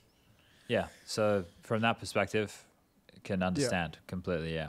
But from the Counter-Strike perspective for the event, right? Like, I think that obviously, that right there is it's a team who just won a big event at Blast, and now they're playing with a stand-in, regardless of the reason, right? You can just look at the fact they're playing with a stand-in. Now you go, okay, that's kind of an interesting thing to have at the World Finals, because then you look at Na'Vi, who are looking to play with potentially that 6-man, right? And MPL. They've moved away from the nipple, right? They've gone to MPL. So we've been told. Yeah. Still going to be plenty of nip slips. And there'll be Anubis there as well. So the event, it's got a couple of little like bogey situations, because the heroic one with Config standing in, well, who knows what the fuck this guy's going to be up to, right? Like, who knows how they're going to approach the game. You probably, if you're Cadian and you're just having him stand in, you'd like try and enable him as much as possible and like let him off the leash a little bit, especially in that. I don't think you need to do that with Config. I don't think you need to encourage him and let him know he's off the leash. I think Config is just perpetually off the leash. Do you think it'll fit with this playstyle? Did you guys talk about it? I think it's going to be fine for one event. I don't know. I don't think it would necessarily be fine if it was a long-term thing, but I think for this one event, you can work around it. And if you're going to have a fucking stand-in for one single event, you might as well get someone like Config, who's just got something to prove, who's going to be aggressive, who's not going to be shy and timid in a new environment, and he's not going to be trying to fit in. He's just going to be trying to do his thing, and you play around it. Yeah. Oh, like that's the thing. Like within the microcosm of this one event, anything's really possible here, right? Because Bianca, you messaged this in our group just before, because it's just come out, the world final matchups, right? So it's going to go down from the 14th to the 18th. There's $1 million on the line, 8 teams, all of them besides Outsiders are a partner team, right? Yeah. So there's 8 teams here, but you've got Heroic, you've got Outsiders, you've got FaZe, you've got Na'Vi. So that's teams 1, 2, 3, and 4 by HTV's world rankings right now. You've got Liquid at 8, Vitality at 9, G2 at 12, and OG at 18. So those are the matches, and then they start off in it's GSL bracket, right? GSL bracket to kick her off, I believe. Double elimination, best of 3 group winners advance to the semifinals, while the second and third place teams in each group proceed to the quarterfinals. So they're kind of doing the last couple. Shit. Yeah, right. So that's the format. We were just talking about Heroic here and how they get that like chance just to be even more crazy. So it probably takes a lot of pressure off them to like repeat from Copenhagen. I'm curious how much of an impact that'll have, right? Like Janko, do you think that's going to have a big impact, like a positive impact here, knowing that, hey, it doesn't really matter how bad things go? You've always got a get out of jail free card. Wait, for who? For Heroic. That's why I hate it. It's just like, obviously when you're on a team, you're going to spin it your way. You're going to say, it's fine. We just came. And it's the last tournament of the year. We had like a good end to the year. We played with a stand-in. We had, I think they're going to still be okay. Like, obviously Ston is their best player, but, with Heroic and the way they play and being very mobile and being aggressive, that suits Config too. So they could still cause some waves there at the tournament, but it's just like, it's just one of those shit things. I mean, this is mostly me just from all the times we had to do like any tournaments where there's like player changes and teams that you know are going to change as soon as the tournament is over. It's like, it's just the most shitty fucking thing to have to do is talk about a team and like pretend. It's hard to quantify, isn't it? Yeah. You know, and and exactly, it's like, it's so hard because we've seen, you remember back in the day when, you know, oh, a team is dead, they're going to win the tournament. And then they don't even make the changes because they think, oh, we have it all the time. We don't need to make these changes, right? Like Getright was supposed to infamously go to Cloud9, the NA roster, when NAP like won Dubai or some tournament. Like there was some tournament like that. And he was like, oh, maybe this still has some legs. You know, I'm going to stay on. Yeah.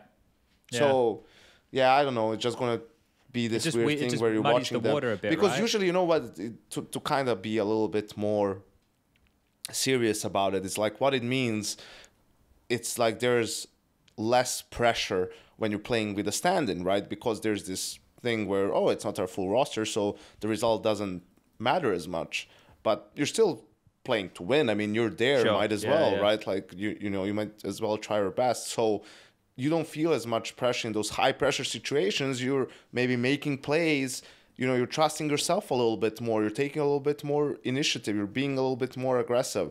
And usually in those high pressure games, like that's a good thing, right? Especially in today's meta. Like we saw what happened when pressure got to teams at the major. You know, they didn't play as good Counter-Strike, and a lot of the favorites bombed out very early on. So that's why it's, you know, a team, I guess it's actually more annoying when they get a really good result, because it's like you kind of feel and know that it's coming from this lack of pressure that they're feeling, which is making them play better than if they had their full lineup there. Now, it's a different story if they win the whole event, right? But if they have results where they upset some teams right now, I know they're ranked number 1 in the world right now, but we all know it's pretty tight-knit at the top. If they upset a couple of teams on the way who are like, oh, they should, like FaZe probably shouldn't lose to Heroic with a stand-in, right? But maybe they end up beating FaZe. But if they go on and they win the whole tournament and like Config just plays his role, but everybody else in the team is quite elevated, that kind of changes the way that you can view it, right? But that's pretty infrequent that it happens that way.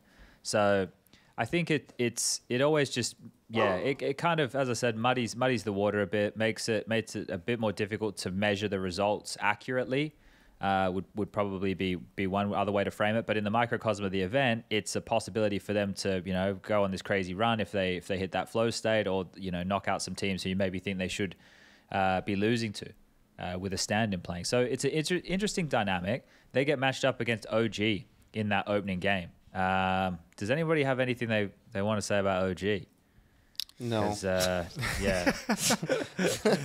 Not in particular. They have some really quizzical kind of losses, don't they? They had that, I think it was earlier in the year, they lost to Wings Up when they went to Melbourne. Yeah, that lost to Havu recently, right? That was at CCC. Yeah. They lost their last 4 games. Yeah. But I don't know. They just, to say anything about OG, I feel like that team is just like kind of, I don't like really notice any kind of like consistent game plan from them. They feel like ride or die with the players, and that's always going to give you some inconsistent results in my mind. I think they have really cool individuals that intrigue me. Obviously, Dexter's a big one. Flames, I think, is really cool. Neofrag and Fiku do a decent enough job. Next is going to get, like, there's some interesting individual angles to take, but as a team, I don't feel anything particularly that special about them. The problem is they got blown out by FaZe in that one game, and then they had a 2-0 loss against NIP at Blast, which one of them was a close map, and then the Havu games weren't even close. I mean, so, you know, based off of, I don't have really anything to go off of and see them winning even a single game at this tournament, right? I think Heroic, with the confidence they're playing, even with a stand-in, you know, they're the favorite in my eyes. Thank God for those group stages, though, eh? What about Anubis being in the pool, because they're a team who does play Dust 2, right? So they're going to have to learn Anubis here.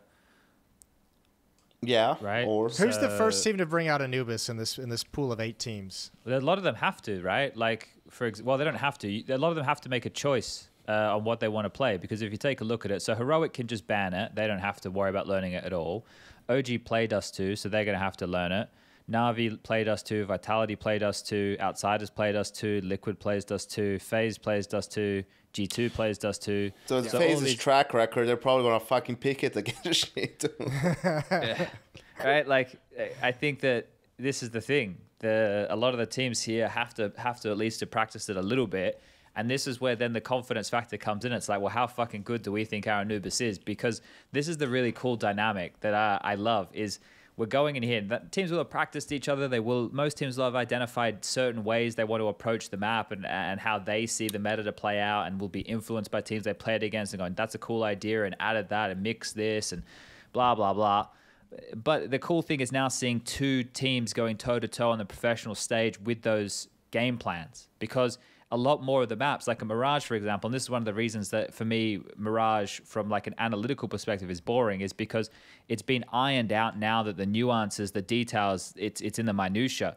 Whereas in this it's a bit more broad stroke, right? It's a bit more, okay, they're going to put a bit more pressure here, or they're always going to be smoking mid. They always want to smoke out this position, right? Like it's going to be a bit more broad stroke in the way that they approach it. I'm going to be enthralled to see who pulls it out, who's confident on it, right? Who's going to be picking it, because a third map on Anubis that could crop up. You could call each other's bluff down and just go, okay, let's see, right? Roll the dice a little bit. What's the over/under on how many times Anubis is played? I hope 3 times. You're looking for once in the grand final. 2.5. 3. Yanko's at 5. Okay. No. 2.5 is like the over/under, right? Gotcha. Like, yeah. I say under. I think 2 times or less. Ooh. Okay. But I think FaZe, there's a strong chance FaZe will be one of the teams that play it. I don't know. I feel like it's just this itch that Kerrigan just has to scratch, sort of, right? When it comes to it. I don't know why, but and also Outsiders, because of the Anubis changes, why they added a boot camp before this tournament, I think, right, to make sure that they're ready to play it at the very least. And Some teams are gonna have really weak map pools, though, aren't they?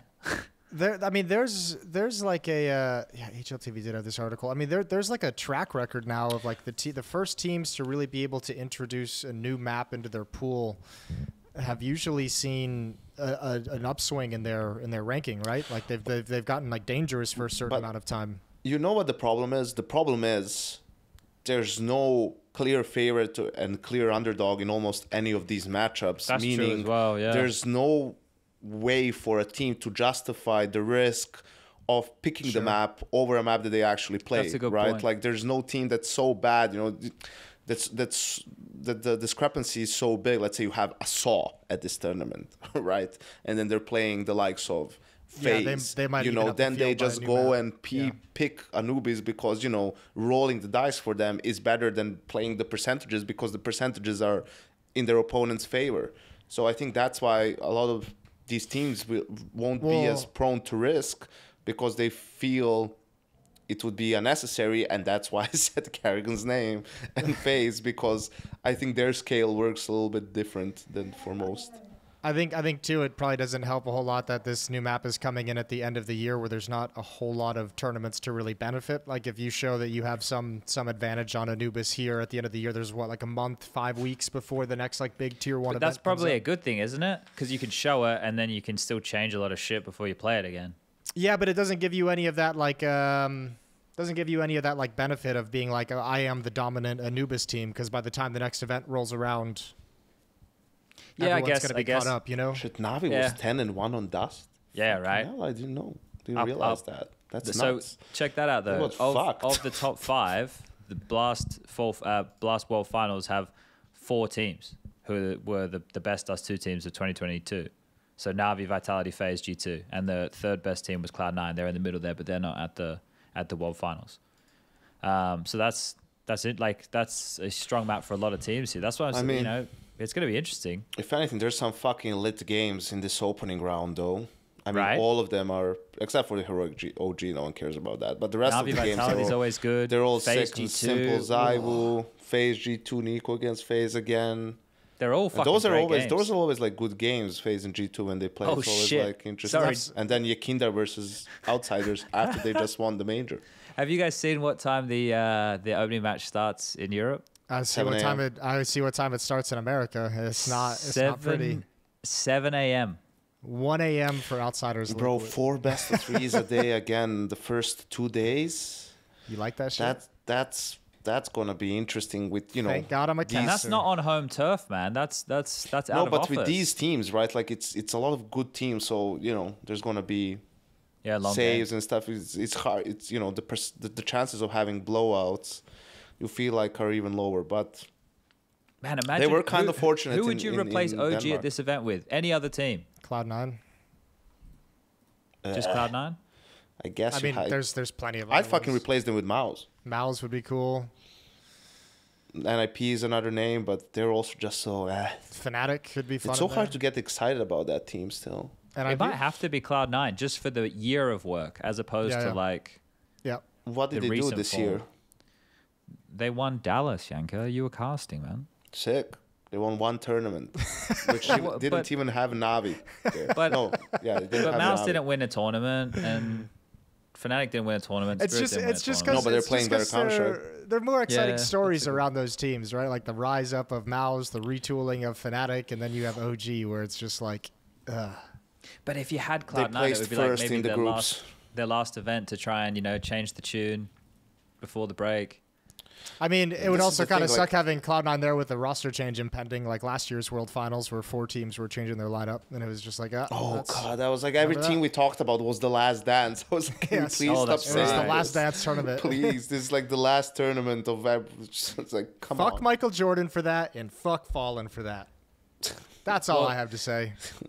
We don't have too much of that on the cards, right? Like we don't Yeah. assume Liquid to change. We don't think Outsiders will change. We don't Liquid's think not FaZe will change. changing. Outsiders, yeah, it's only. We know really- Na'Vi, right, is doing something. Well, they're playing. David- They're using a 6-man roster. Yeah, right. But they're still doing something. And then G2 is the one that's like probably the one that I think people want to change, but who knows if they will change.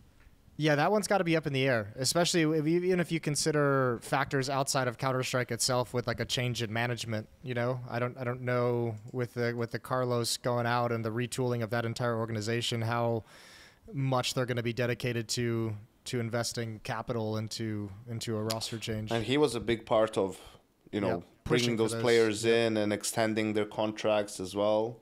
Interesting. So do we think that there'll just be less hands-on now, so that this roster might get more time together? Well, I don't know. They just added that guy. What's his name? Edward, as a Yeah. like mental Performance coach, yeah. performance coach. He was He's got a with ton of Renegades experience for a as well. while. Yeah, and I'm not. I don't know him personally. I don't think at all. I don't think we've spoken I had maybe a breakfast couple of with him in times. Copenhagen. Cool. What did you have? I had some eggs and a little bit of cheese and bread. Of course you did. You always have to have your bread, Jason. Yeah, Do you know feel me. like he's reading your mind though? Like, when you talk to people like that, do you feel like they're out there, they're trying to like set you into positive vibes, man? Like, how do you feel when you talk to a person like that? He is a very positive vibes kind of guy around him. He's cool though. He's interesting. But yeah, I was just shocked they didn't have anyone prior, right? They didn't? Like, I don't think so. We're never heard of the person, but this guy we've heard of. I so- didn't hear of anyone really, and you feel like that's a team that needed it more than probably any other team. Yeah. Probably a team that needed it the most up there with Vitality. But yeah, I'm hoping it's gonna have a positive effect on them. I didn't catch much of the games that they were like playing at the fall finals, but yeah, I don't know. It's just something. I'm happy that they made that change at the very least. So I think it's going to help them no matter if they decide to do additional changes or not. Yeah, G2, but I think that like this year for them on the way out the door for the year is for the G2 team itself is to kind of salvage the year. And I mean more for the core, like for Hunter, Nico, and Monacy, right? Whereas for like JKS and Hooksy, I think for them it's still a chance to prove their position in this team, right? But for the other three, it's to like salvage what has been a pretty Rough miserable shit, year. yeah. Yeah, it started well, right? It started so well with good. Katowice, and then it's kind of just been Started so well. pretty shit. Yeah. Holy shit, that Katowice final feels so long ago. I was so sick as well. That was a great Super final as excited. well. was We a- could was a end the wonderful year with final. another really good final. We've had a couple good finals this year. So, what do you guys think are outsiders going to do in this tournament? I hope they play Anubis. Like I hope that because for them they were probably For fuck's sake. one. Well, no, because I think they were one of the best like Dust 2 No matter teams, what right? you ask about any team, I hope they play Anubis. I like Anubis, man. I've been playing so much. Wait, outsiders weren't on this Dust 2 list for about yeah. Anyway, No, I'm just asking about more like, result wise. Yeah. How do you think they're gonna come in I and don't suck? know. They'll feel emboldened, right? Wouldn't you imagine? I actually don't even know if I care where they play so much. I want to see them play FaZe and Navi. I want to get the eye tests against the teams that like they got to kind of skirt by at Rio. They haven't played Liquid, right? So it'd be cool they get to play up against Liquid, and then Well, win or lose, they'll have to play FaZe or G2. You know? I feel so like they're going to even get if a trial by fire here. Yeah, even if they have to play G2, who is not in amazing shape right now, it's still like, sometimes this is the thing as well. It's like it doesn't matter what your name is. Well, no, that's actually the thing that matters. So what doesn't matter is like that the other team, like let's say Mouse is playing great as a team potentially, or Fnatic is a better example, is playing really good as a team, right? But then you play someone like G2 who's in worse form, but you face a player like a Nico or Monacy, or you face FaZe or obviously Navi, and you face someone like Simple. So it's like, or Electronic. It's like these players are individually so smart and so skilled. It's like they can break some of the stuff in your game on their own. Single-handedly, yeah. Right, like we had this coming into a tournament. We came up with some really good, like sort of execute on Inferno, some short pop, whatever, and we had found this new specific smoke for Pit or whatever it is, right? And it were great in practice, and at the time it was like us, Navi, I don't know, so we didn't really practice each other, and then we meet in a game and we do it, and Electronic, who's playing Pit, has some fucking weird one-way smoke, does some shit that we never saw, that no one ever did to us, and kind of fucking ruins your execute that you have, right? So that sometimes just facing some of those players, right, that are so good that can change the outcome of the round with a play, right, like slow you down a little bit with a good defensive smoke, or just get one kill where the other player would just get isolated and not know what to do, right? Like sometimes that's just also a test of how good some of the stuff that you have is, or how well your style is actually working. Yeah, for sure. Yeah, I think when you look at, a lot of people were questioning their run at the major, right? And we obviously had a lengthy conversation and we made our position clear on that. But this is that test. If people want to see them go up against the big names, and this is an environment where nothing will be influenced by a crowd or anything. Wait, is there a crowd? Yeah, there is. There should be. Okay. It's like a massive arena. Oh, is that? Oh, I don't know anything about 14,000 people arena. In terms what? of I think it's the same arena they did the UFC in, if I'm not mistaken. It's like the Etihad Arena. It's like the big arena in Abu Dhabi. It's not going to be that big. Don't get your hopes up that it's going to be some crazy Yeah, I mean, I don't think they're making it a full capacity sort of a thing, right? I don't think they're trying to sell 10,000 tickets for it. I have it's a big arena. Cool. I have no information on numbers or how big or how many seats there's going to be, but I would imagine the hope is like 3,000 to 6,000. That's pretty good. Yeah. If you get 3,000 to 6,000 people, that's what we've been talking about here. Different sized crowds. Obviously, it's not a 14,000 people arena or whatever, but 3,000 to 6,000 people is not bad at all. And also, I don't think they're banking on this at all, but the World Cup will still be going on. Hell yeah, baby. While the World Finals are on, so maybe they're feeling like there might be some people overlap, yeah, or people. I think it's like a 30-minute flight to Qatar. It is. There's a lot of people. What a lot of people are actually doing is just staying in Dubai, and then they have these shuttle flights almost where they fly and then after the game they fly you back, right? So you still go to sleep in Dubai or wherever you are. Oh, it's gonna be a fucking. So maybe they're hoping that helps them, but yeah, I'm not. That's really interesting. Sure. I didn't even realize that. Holy shit! Look, just while we're on the topic of the World Cup, whose team went the furthest, boys? Jason's went further than mine. And we're in the same boat, I think. We were both in the round of 16, I think, Jason. Oh yeah, you were. We went out in groups. Yeah. Thanks for bringing that up. The Dutch worries, fucked us up a little bit. Yeah, who did we play? I don't know. I don't know. I just know we got wrecked. Anyway, I tuned in to watch the Netherlands game, and I was 2 hours late. So yeah, nice, cool. Yeah. I just want to put on record. I think Outsiders is gonna fucking be great again. I think they're gonna play good CS. I think they'll have a good run. I think they beat Liquid 90%, and then FaZe G2 will be interesting. But yeah, I still have them like going deep. And I agree, though. I want to see them play Phase 2. I want to see them play Navi or Vitality or whatever, just because, I think they still beat good teams at the major, as we saw from Heroic winning Blast, right? Like soon after, which Outsiders beat in the grand final in Rio. But it will be fun to watch. Like, I want to see how Flit or mostly how Fane will do against some of those like bigger names. And, those two were just two fucking menaces on rifles. It was like insane when you look back that, James, Flit, and Fane were 3, 4, and 5 at the tournament, the whole major, having played the most maps out of anyone, right? In terms of rating, like, I think we can agree if you put Cloud9 there and put Shiro, Exile, and Hobbit, they would probably, be in the final or something like that. Like, if any of these teams who we consider contenders has 3 stars, so to speak, play on such a high level, they would probably make it far. But for them, it was also due to their, team play and the fact that they're on the same page so much. So yeah, I want to also see them get tested a little bit more, but I have faith, from just their mindset and sort of how their game looked at the major, that they'll be able to, at the very least, not fail miserably here, right, and be disappointing, and for everyone to say, oh, the Rio major was a fluke, right? They might not win this event, but I think they'll still put up a good enough showing where people will say, well, okay, they just lost to a better team on the day, right? But they had their chances to win as well. So I think, like, that's pretty interesting, right? Like, just to surmise kind of what we said here. So we kind of said Heroic are like a bogey team. They're obviously good. They have a solid base, but their star player's not here, but Config may fit the roles well, and they could have one of these hot streak type of performances. We know that's possible. And because of that, it makes it hard to measure their results in this tournament over time, right?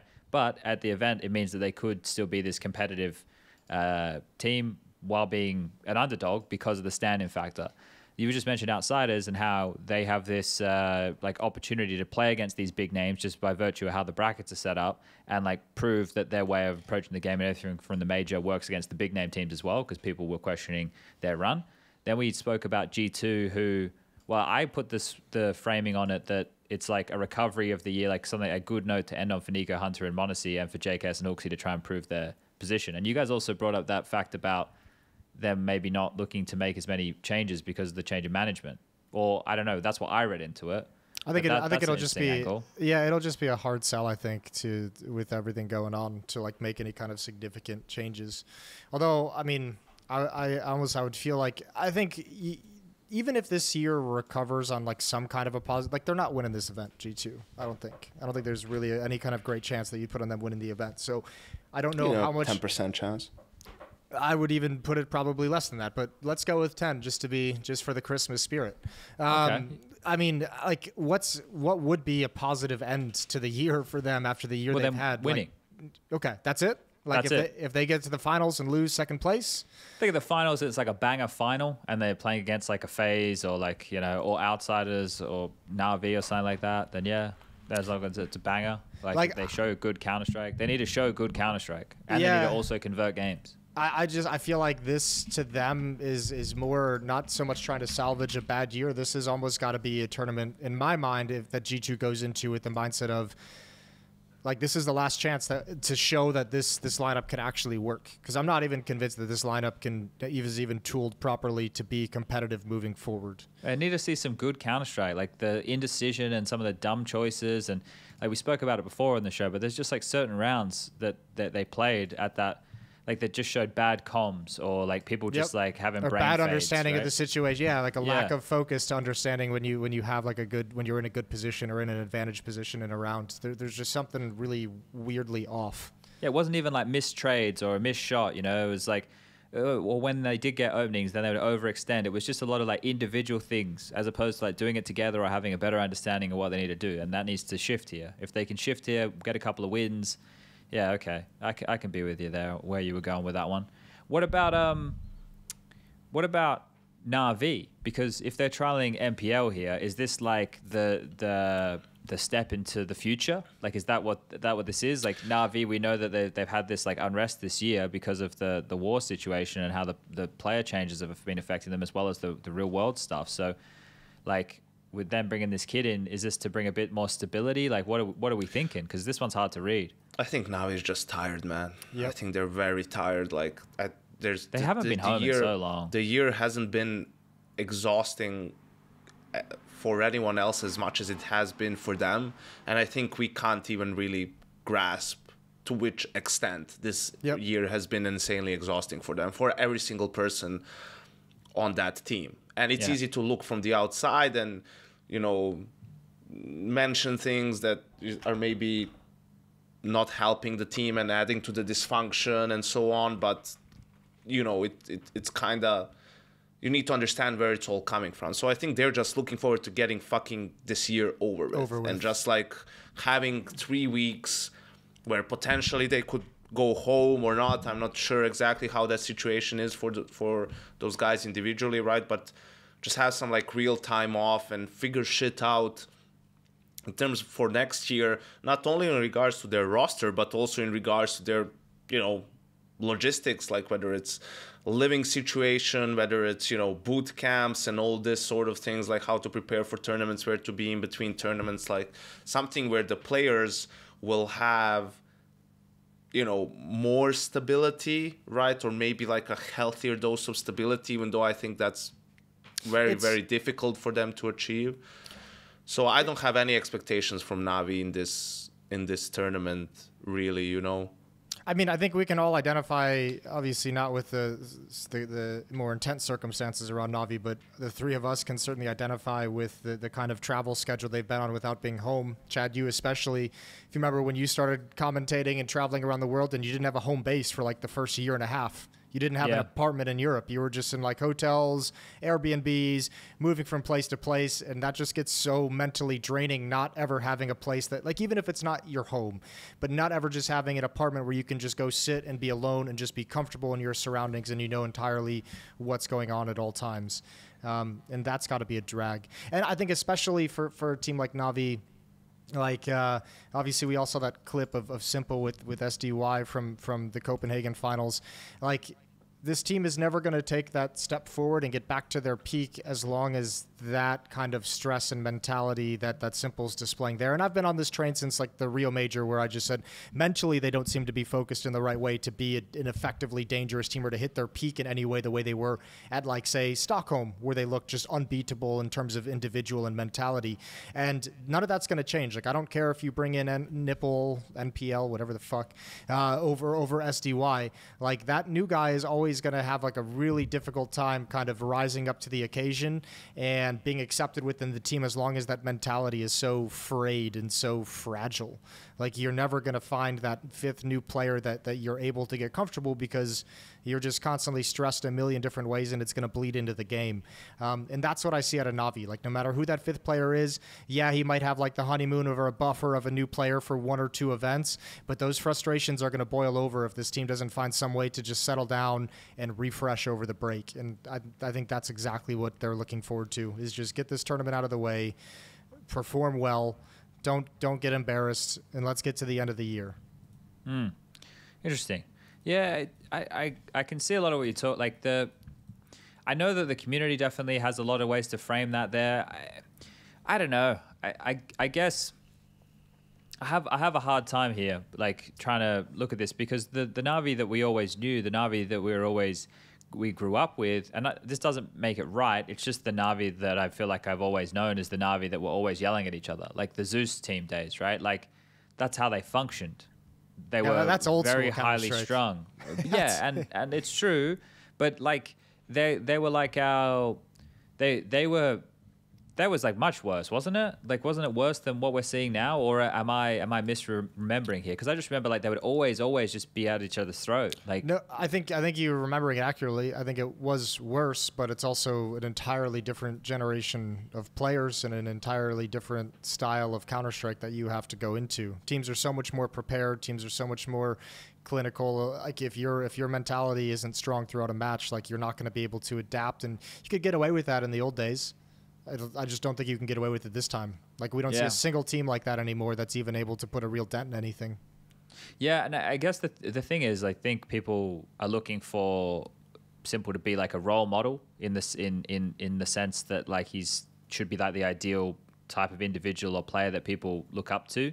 I think it's very like he's a very good player, but he can get very frustrated at his teammates. And in interviews, he's spoken about it before, where he's gone along the line of, yeah, like I just want you to be better so we can win, right? Because he wants to win.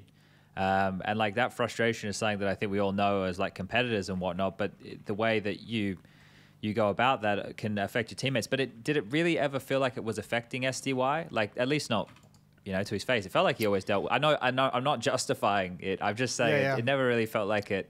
I mean, I don't think it's ever anything that he would admit, and I think he did a really admirable job in interviews, taking a lot of responsibility and taking it on himself rather than kind of throwing someone else on the team under the bus and airing dirty laundry. But I don't think there's any way it can't. I don't think there's a way it can not affect you, like as an individual player. If you constantly know that any kind of small mistake that you make is going to be, criticized and dissected in the moment, like, even necessarily not really even a mistake, just a decision that someone else wouldn't have made in a similar situation. I mean, there's no way it can't affect the way you play the game. Yeah. We've all been in that situation in a game where you're just getting like watched and critiqued every. You're in a 1v4 and someone writes clutch or kick, and you feel like this is actually. I don't know, man. There's sometimes this is actually what's waiting for me. Yeah. I don't know. I've had it with the past with teammates. We've sat there, we've done dry runs, we've gone over all of this shit. Like we've spoken about it a million times. We've done this, that, and the other. Any questions? Bang, bang, bang. You're in the game. They forget. I want to slap around the back of the head. I just said, we just spent 3 hours. If you paid attention instead of being on, I'm not saying this is what's happening in the SDY situation. I'm just saying from. Also, I can get frustrated at people in the server if they don't fucking listen. Yeah, but you have like the reverse perspective, having come from being an in-game leader. Like, imagine how it mentally affects you when you want to call a tactic and you're like, I can't trust this fucking moron to know what smoke I want him to throw, or this idiot already missed this smoke in this game, so I can't call this tactic because he obviously doesn't know it. Like, all that shit, it just kind of piles on and affects you in some way, even if it's just straw by straw. It's going to get there eventually. Yeah, and then you can't do anything, and you just have to hold spawn. It's like GG. And then you get frustrated because you feel like you have to micromanage more, and then your own individual game drops off a cliff, and then you're just like, well, fuck, I hate everything. Oh dear. That's my life. I'm just getting flashbacks. Triggering that PTSD. Yeah. Okay. I can see it. Yeah. I guess there needs to be a bit more peace and tranquility over there. I mean, and for what it's worth, too, I don't think SDY's played bad or anything. I think he's handled it really, really well. He's had some good moments. Yeah. He's had some average moments. He's had some bad moments. But he's had a full spectrum. He's had exactly what you would expect of a new player being moved up to like a tier 1 roster and a team that's supposed to be competing for trophies, moving him up out of the blue, and then you add in like a really tough environment to be in. Yeah. And let's not forget, too, that motherfucker's doing the crazy shit. He still lives in Ukraine. He still lives in Kiev, I think. So, when he leaves, it's like an extra, 4 hours to get out of Ukraine and to go home. Yeah. He has the whole thing where it's like you have to leave on this day within this window and you have to arrive back on this day within this window. His travel schedule's been pretty fucking mental as well. That's, sad, man. Do we want to touch on anything here, or do we want to touch on There's a few more teams, right? Yeah. Or where do you want to go? Well, the FaZe is here, Vitality's here, Liquid's here. We could go to Vitality. I think FaZe and Liquid kind of speak for themselves at this point. Yeah, I think for FaZe, it's been a long time since FaZe have won a trophy, right? So for them to get a win before the end of the year, people are going to say it was FaZe's year, and it still probably will be with the big events they won, but maybe it was just FaZe's first 6 months. I guess here's the question that we could ask for FaZe that could be an interesting conversation is, just to bring this up as conversation, do we think FaZe has hit the point of the classic Kerrigan ceiling? Oh, okay. Yeah, you know what I mean? Kerrigan usually has conversation. His and then 6, 7, 8 months where the team looks spectacularly better, gets to a whole new level, and then there's just a barrier they can't get through. Well, they made the final here. Right, so I guess it just I guess the major leaves a bad taste. Pro League wasn't anything special. Otherwise, we don't have a whole lot of events in the second half of the year to really look at for them, do we? That's it. I think that would be a little bit unfair to him. I think what FaZe was missing, let's say in Denmark, was in some of those grand final moments, maybe in some crucial rounds, maybe 5% more out of twists. Potentially, right? It was a lot of ROPs keeping them in some of those games, and him and Brocky having a lot of impact. So I feel like they're just what's hurting them the most is, they're not having some of those rounds that they had in the first half of the year, right? Like some half bullshit 2v3s where someone just gets a quick 2k that he's not supposed to get, or a sick entry where a player is waiting for him but he can still adjust his aim and get the kill. Some of those bullshit rounds that, by the way, every team that's best in the world has. That's what makes them the best team in the world most of the time, is winning rounds from unfavorable situations and players having great moments. You're not going to consistently be number one without great individual moments. So I feel like, if anything, from the eye test, that's been lacking a little bit, and some of that was on Brokey, but then he stepped up for this tournament in Copenhagen, right? And he still is that sort of a little bit of an erratic player, right? Where sometimes that sort of craziness is going to get you a miracle round, but sometimes you would wish he was maybe a little bit more patient or a little bit more static just in his rotations or movement in a round, and that's all it takes. So, but that's just what you get with him as a player, and you work with that. I'm just looking at the final series here, right? And then Mirage, especially the 1916 in favor of Heroic on Mirage, their final map. And the T side was really, really poor. And I know I've watched, like, at least by the rounds converted, right? It was 11-4 both halves here. But the thing that I remember when I've been commentating some of the games for FaZe is they have these games on Mirage where Rain and Carrigan just feel like they're feeding. Like, they're not getting any space. They're not getting their entry kills on the T side. And their T side normally gets really hamstrung by that. And I'm just looking at that little performance graph they've got on HLTV for that map. Like, in that game, Rain went 1-7 against Yabby in, like, exchanges, and Carrigan went 1-7 against Stown in, like, exchanges. Now, look, these obviously aren't just opening exchanges here, but I just know that there's some of those games that I watch where they have really, really tough times getting going, and they just have it, like, they just can't get any space and kills in mid. Rain had 3 kills and Carrigan had 2 kills on that T side, so combined they had 5 kills. Sorry, that was my phone. I moved it away. Yeah, but it was true. But FaZe still had that game. That was such a weird ending to a game, because it came to like 14-13 or 14-14, something like that, and then Heroic wins a round where they have like not sort of 15, a hero AK, right? But it's like Yabby gets dropped an AK, and it's like this, half buy that they're doing, but putting a gun into play, and they win that round. And then from there it goes to 15-15, right? And some just strange rounds where FaZe is gambling a little bit and only playing one guy on B, which is Carrigan, and Heroic does a B pop, they get that entry kill, and sort of the round is pretty much over there. So yeah, it felt like that classic FaZe game when they're coming back. Yeah, it was on 14-14 when Heroic won that round with They took Yabby, a timeout. AK. I'm just watching it back now. They took a timeout. Exist is doing a lot of talking. Yeah, here. so it's like, you feel like FaZe is going to win that round and close it out 16-14. Classic FaZe comeback on the CT side, right? Getting it rolling, the experience shines through, and then Heroic just denies them that, really. So it was impressive that they were able to deny that comeback for FaZe. Yeah, that's the thing. It's like FaZe were really close to the fall finals. So then for me, they go into this world finals as the favorite, just off of everybody, right? Based off of the body of work of the year, like the way that they probably want to finish really strong here to put a cap on it and be like, yeah, we had a couple of hiccups, but the last 2 events we at least showed some really good CS.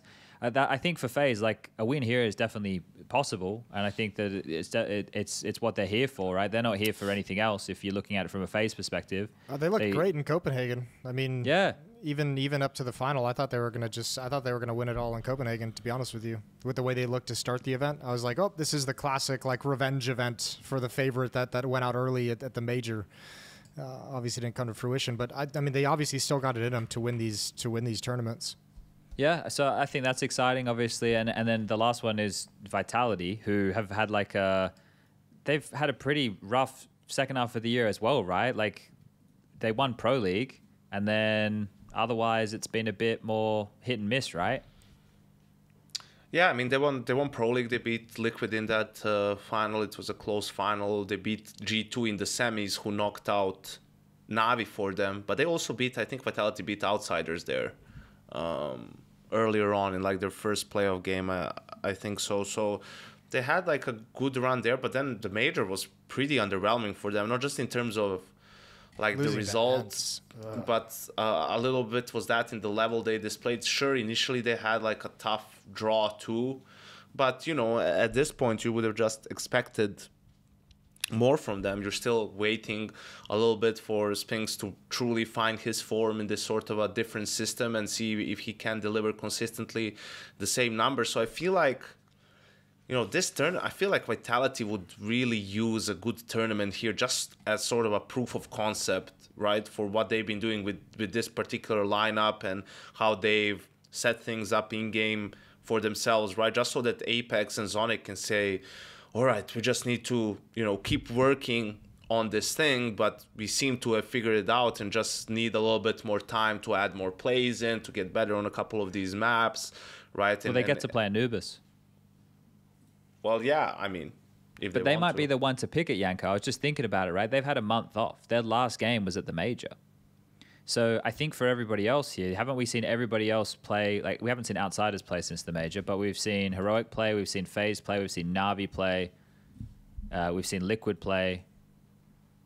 Who am I missing? Oh, we saw OG play. So the only teams, and we saw G2, OG. The only teams we haven't seen play since the major are Outsiders and Vitality. That's interesting. That's a bit of a... That's a long time in, like, back when we were doing Counter-Strike a couple years ago, to not see a team play for a month, that feels like a lot, doesn't it? Yeah, it does. It does. Well, especially because, I mean, you don't expect it as it's happening. You know, we're just figuring this out now too. Yeah, well, that's the thing, is that a lot of this stuff we're getting to see, we're living through the adaptation of the game in real time. Man, Vitality is just not a fun team for me. Okay. Spill the beans, Jason. There's just nothing like all that super interesting about this team in my mind. Like, not even ZywOo? ZywOo's fun, but let's be, ZywOo's great. He's a phenomenal player. But there is something that like starts to turn me off about him when I'm just like, you've been one of the top 2 player for like the past 3 or 4 years, but like winning trophies, winning championships, winning tournaments. Like, have we ever had a player? I guess Nico would kind of fall into that too, but like, it just, the greatness kind of is apparent, but it doesn't have the same impact when I don't even feel like they can compete for trophies. They won Pro League and that's it. Like, I don't have a whole lot on this team that I'm leaning on and thinking that they're going to be dangerous down the road. I think they're going to get outstriped by the other teams like towards this first half of next year. I think other teams are going to catch up and just leapfrog them, and I think they're going to continue dropping down. I think the conversation is going to have to change as well a bit if teams are sporadically playing tournaments like this. If we are seeing month breaks as regular, then it's going to be like, oh, we're coming in cold. Well, it's like, well, no, this is the new norm, right? Like, and you need to come into this event and then perform. You can't come in and be like, oh, it's our first game in a month or whatever. Like, if that starts becoming a bit more of the norm, then teams have to be able to deliver on game day. So that's something to keep track of. I noticed one thing that's been like entering my mind more when I think about teams, and we touched on it earlier with like the next generation, the young generation, like taking over. Like, this Vitality team just feels like a core of like the aging stars on like their window's closing run. Yeah, like, I don't know how much time that we can give. Already. Yeah, I don't know how much time we can give this team and say, well, they still just got to figure a few things out. You know, like, they're not getting any younger, and I know that's kind of a weird thing to say, but like, you know, all these other teams that are coming up and having these new interesting play styles that are really difficult to handle have primarily like younger players that are kind of emerging as stars, and this is one where I feel like you're going to have a core that's kind of set in some of their old ways that you're fighting against, like old habits, and I just don't think they've done enough to kind of bring in a fresh new style of Counter-Strike or sense of Counter-Strike or philosophy of Counter-Strike around them. If Spink starts playing well, though, in this team, right, then does that change your outlook? Because him and ZywOo are the younger, you know, players for the future, right?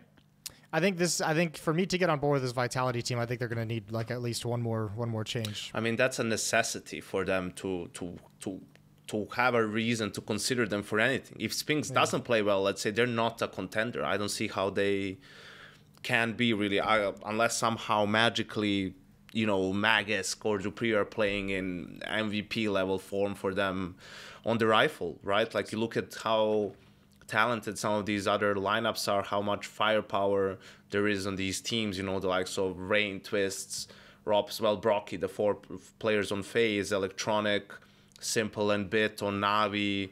I mean, if Flit and Fame and Jame can keep up on the same level, they were, really, really good at the major. So the problem for Vitality is simply it's like the gap is becoming bigger.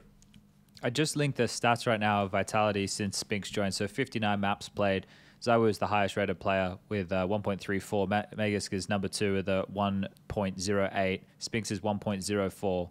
So it's those three. I guess what you just want to see is more. If Megisk can have that rating, that's fine, right? But SPUNJ should be the second star, right? You need more from SPUNJ. Megisk with that type of performance, that's acceptable. And then obviously Dupree and Apex, you want a little bit more from, obviously, but. That's where the discrepancy is. The people you're expecting to give output aren't giving output at the moment, and they have to work out how to integrate SPUNJ into the game or get the most out of it. And that basically the long and the short of it. Apex is negative 210 kill death differential. Yeah, but he's always taking space, because right? He's not a bitch. He doesn't save. And he also and he does what's Kerrigan at for reference? It'd be over a lot broader amount of games, right? Let me see. That was over 59. Let me check. That's what. A couple of clicks. Yeah, don't leave me a dead air while I'm clicking around. No,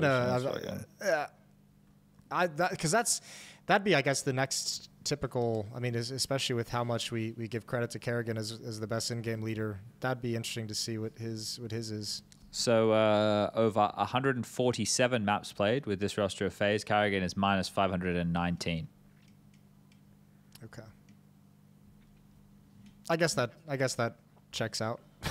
I don't know, man. I have no idea. I'm trying to do the equivalence of 59 games to 100 and some. Okay. Fair play. I could do it over the same time frame. So since he joined was like 6 months ago, right? So like since August, I could select a date range, which is a possibility here. We'll go from the 1st of August until today being the 6th. And we'll go close. HLTV is not liking me at the moment right now. It's a little bit laggy for me. Okay. Is that the dates? Last 3 months, last 6 months is 47 maps. Yeah, over 47 maps, 168. Oh, we're looking at different things then. Yeah, okay. It doesn't matter. It's all good. Yeah. We're just throwing numbers out there. Okay, yeah, I guess we spoke about everybody besides Liquid, but everyone knows the Liquid story at the moment. They're North America's last hope. Maybe they can still do it. Only hope. Really. What do we got anything else? Any other fun topics, gentlemen? Anything else you want to talk about? Yeah? What is it, Yanko? The ban on Hunden being lifted. Yeah. Oh, I forgot about that already. And the fucking absolute mess that ESIC proved out to be. Yeah, I gave up on them a little while ago. You did? Yeah, I did. But for me, it's just, you look at how much bad they did really in a way, and how many people were impacted by their and suffered to their decision. I obviously tweeted out about Robin, and he missed the first major after COVID, right, in Stockholm, which was also in his home country, right, of Sweden. He couldn't be behind the team there. And then obviously in Antwerp, where they lifted the trophy because of some fucking bullshit. And then I have geniuses replying to me, oh, but it's not ESIC's fault, it's Valve's fault. They didn't trust the merit points or whatever, and they gave them higher punishments. Yeah, what did you expect Valve was going to do? Like, they thought the punishment was too light and they want to make an example. I was surprised they didn't just ban everyone for all the majors. Ban coaching altogether, yeah. Immediately, I thought they might ban coaching altogether, right? So the fact is that they made that based off of whatever it was that the punishment was from ESIC, and you punish someone like Robin for what, like in a game that they lose 16-1, where he's muted and you can hear the recording and he doesn't say anything to the team. You can tell that he doesn't like write anything to the team. There's no communication. What could you communicate in that big of a loss? Like, the only thing that he didn't do, I guess at the time, is he didn't really like reconnect or try something like that. I think when I was reading, he said that he even like told the people that he had like this weird thing happened to him or whatever, and because of some bullshit like that, you miss like 2 majors, because someone decided like that's. I mean, I don't know why that is. Even why do you ban him for that? It's like, it just doesn't make any sense. It wasn't looked at right in detail. Exactly, because there was like a lot of cases, and then you didn't give them enough proper, due diligence in a way, and you're just like, yeah, this is fine. So then when Valve does what they do, all of a sudden, well, this is not fine anymore, because now this has significant consequences for people, and this is their livelihood. People could get, or probably a few did get, released from their teams, even though they didn't really cheat, but just because the teams couldn't use them, right? They had to either move into a different role or something along those lines. And it just it sickens me, because anyone who's competed on a high level, how much blood, sweat, and tears goes into even getting close to that sort of a level, and obviously making a major, let alone being in a position where you're contending for the whole thing, right? And for that to be taken away from you by some fucking bureaucrat who doesn't know what he's doing or what he's talking about even, it just makes me fucking sick. And at this point, it's doing more harm than good. It should be shut down or rehauled in a way where it has enough funds so that it can do its job properly. Or I think it just needs to stay in its lane, man.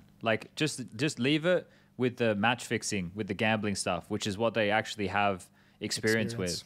Don't make it about anything that's detailed in Counter-Strike nuance, right? And then have your fucking... We don't even know who the people are.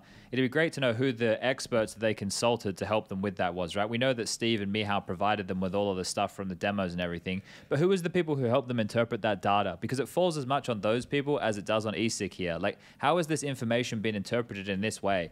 And when we're talking about, sure, it ended up being a lot of people, but these are cases that probably should have been looked over with at least some form of knowledge before people you're talking about people's careers here, right? Yeah. Their whole livelihood. Robin's been in this game for 20 years, right? You're talking about someone's reputation as well. I used to watch him back in 1.6. Right? Know that for some shit news outlet or whoever, if they report a story, some fucking BBC or some cunts like that are going to say, well, also they have a coach who was banned and couldn't attend 2 majors and was involved in a cheating scandal, right? And that sounds horrible. This team is awful. But if you actually knew the situation, you knew that's not really what the story is, right? So that's the extra layer that pisses me off about it. Yeah, like I said, I gave up on ESIC a while ago here. I've been thinking this for a while that they should... I'm happy that we have somebody here to investigate match fixing, that stuff completely. I don't understand betting patterns at betting sites and all that kind of shit, but people do. And that's probably the lane that they should have stayed in. But then they've crept on over here to stuff that should probably be handled by people, who have a bit more experience with the game. And I think that's important. But it hasn't been how it's unfolded, and we found ourselves in this scenario. Now, the thing that I find fucking egregious is obviously Hunden's lawyers have been able to get them to remove any evidence of it on the ESIC site, right? We're here to remind them at every chance we get. But this is the thing. It's so now it's removed. So now it's just... So what does that mean? If it's legally been taken down from that regard, we know what happened to some extent, right? With the footage and everything, but in terms of everything that happened behind the scenes, the situation we find ourselves at now, how do you even proceed with this? It seems worse. It's well, we know what you did, and we know everything around it, and now it's just we just have to forget about it. Valve aren't going to forget about it, right? Valve are going to keep their ban, I assume. How long is his ban for? Is it for life with Valve? Let me check. I would assume so, right? Yeah, I would too. Yeah, I don't know. The Hunden one is such a sticky one, because I think there's so many other factors that go into his entire situation. Not even just touching. I mean, the cheating was obviously the instant, but he handled everything in this situation just about as bad as you could have. Bro, fucking look at this. I know it's different circumstance here. Here we go. Here's the link. But their current coach, Astralis' current coach, is this his current coach? Is this the bloke? I think their current coach... Have they updated it? They have. The current coach of Astralis, he was banned as well. Banned bug of use. That's got to be fucking He true. gets unbanned following second major of 2023. That's when Hunden gets unbanned, following the second major of 2023. Good fucking God. Man. All right. There's some of them that are permanent here, like Twister, Regin, PID, Meccano Gun, which is... What was his name before that? He fucking changed it. Finn, the guy that used to be the Gambit coach. Bruno... Biggie and Apoka. They're the permies. Oh, there's a couple more permies. Oh, they're for cheating. Never mind. Yeah. Anyway, sorry guys. I was just looking at the list of band names. Like Lord's on here. He's banned to the following the second major of 2023. There's so many coaches on this like list, it's someone also tweeted it or said, or like, the recipe seems easy. You get banned just if you can lawyer up and just come up with any sort of a meaningful defense. That's it. Your ban will be rescinded because they've done such a piss poor job of actually building the cases up, right, that they can't hold in front of any scrutiny, right? Even in a case like Hunden's. Yeah. I guess what you said, like they're basically discredited at this point. Yes. Is where we find ourselves, right? Yeah. Well, I don't give a fuck what the ESIC has to say. Like, if I'm Blast and ESL, I'm just pulling out of that thing, whatever the name of it is, where you're like, co-signed on it and that you will let me follow check them. that site. Or whatever. What was the one they did, like just the most recent one where they banned like 2 coaches, but like the rumor was, and all the articles that came out included Zonic in the list, and like they didn't have shit. That was to before say about Antwerp. Zonic. Yeah, that was the fucking craziest one. where it Same was time just as the like, Hobbit shit. What happened there?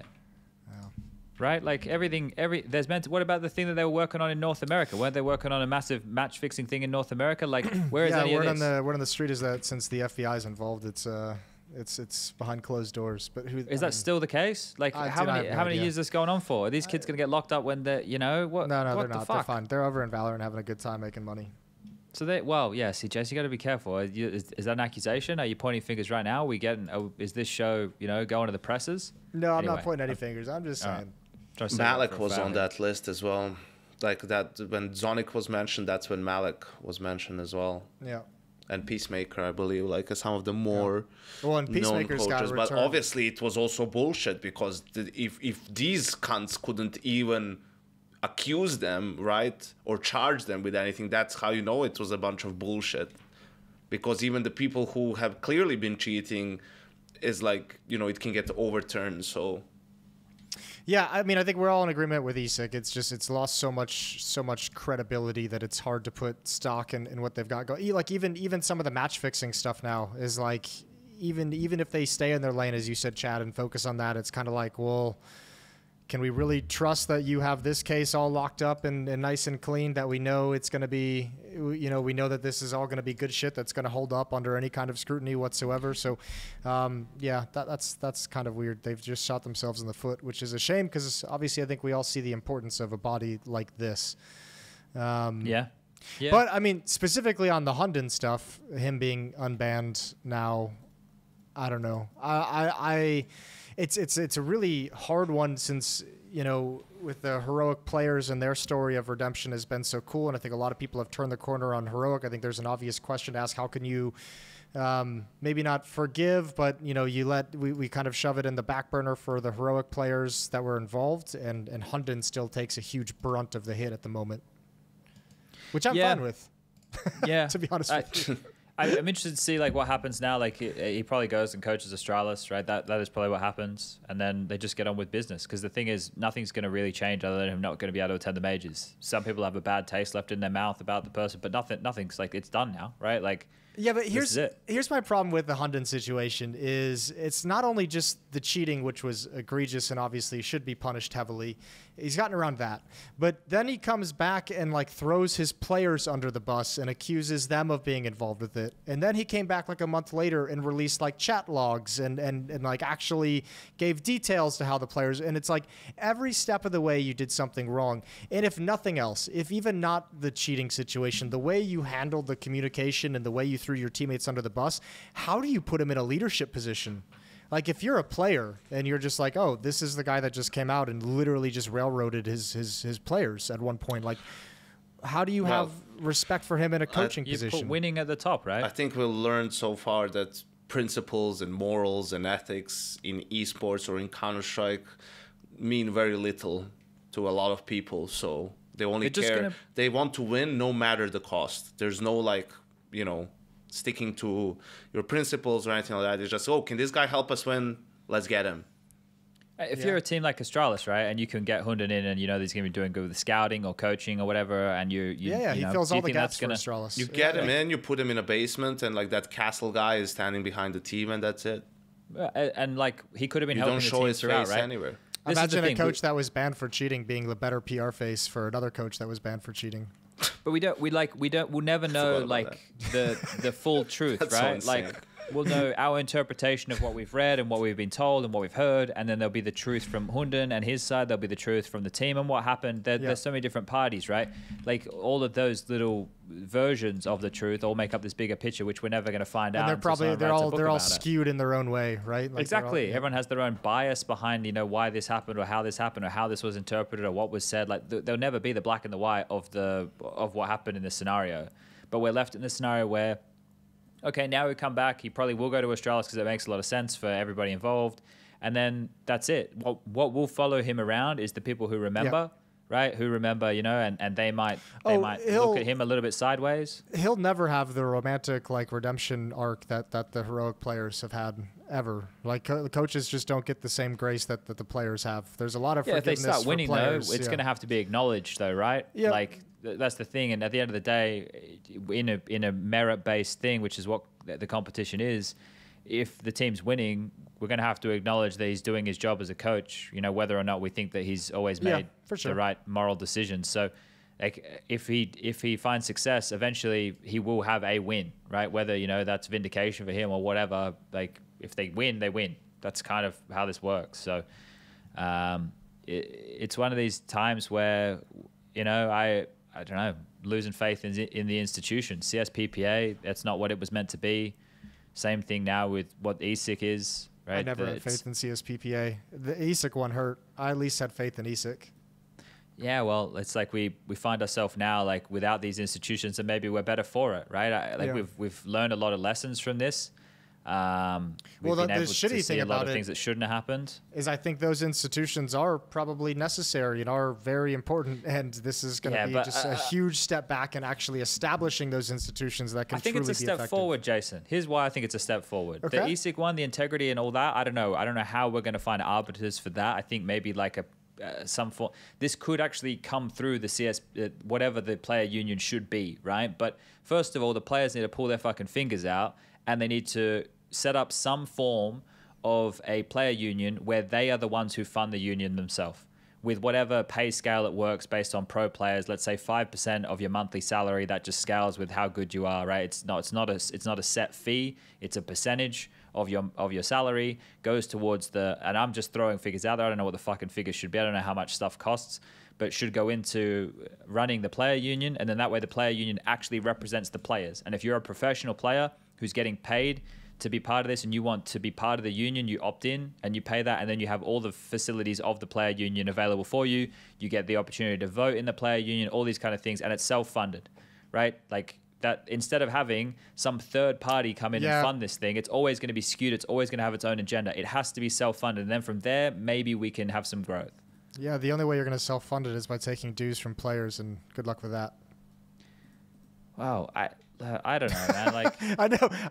I'm taking every negative angle, which is not usually my style, but that's yeah. But if they don't want to do that, then we can never have what you said is really important, right? Yep. Because any other way that it gets structured, if it's not self-funded, if it's funded somewhere else, that vested interest is always going to skew the purpose of the player union. So unless the player union is actually the players deciding we need to represent ourselves here as a collective body, which is exactly what unions are, right? That's how they've manifested over all the years. You have union workers in all different types of jobs, right? Back when I used to work in a supermarket in Australia in Woolworths, there was a union.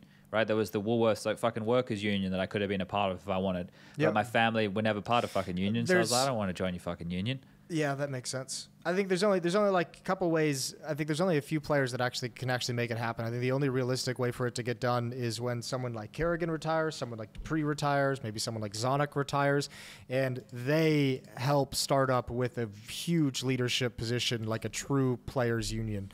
But I mean, you still have to get around. I think part of the issues with the CSPPA was I think they took way too many teams on. Like realistically, a union should start with maybe 8 of the top teams or the top make it closed off. Get those 8 teams working together and setting up a structure and actually making some positive impact with their power. And then you start adding in more teams as it goes. And then eventually when it gets big enough, you kind of open it up to a wider group.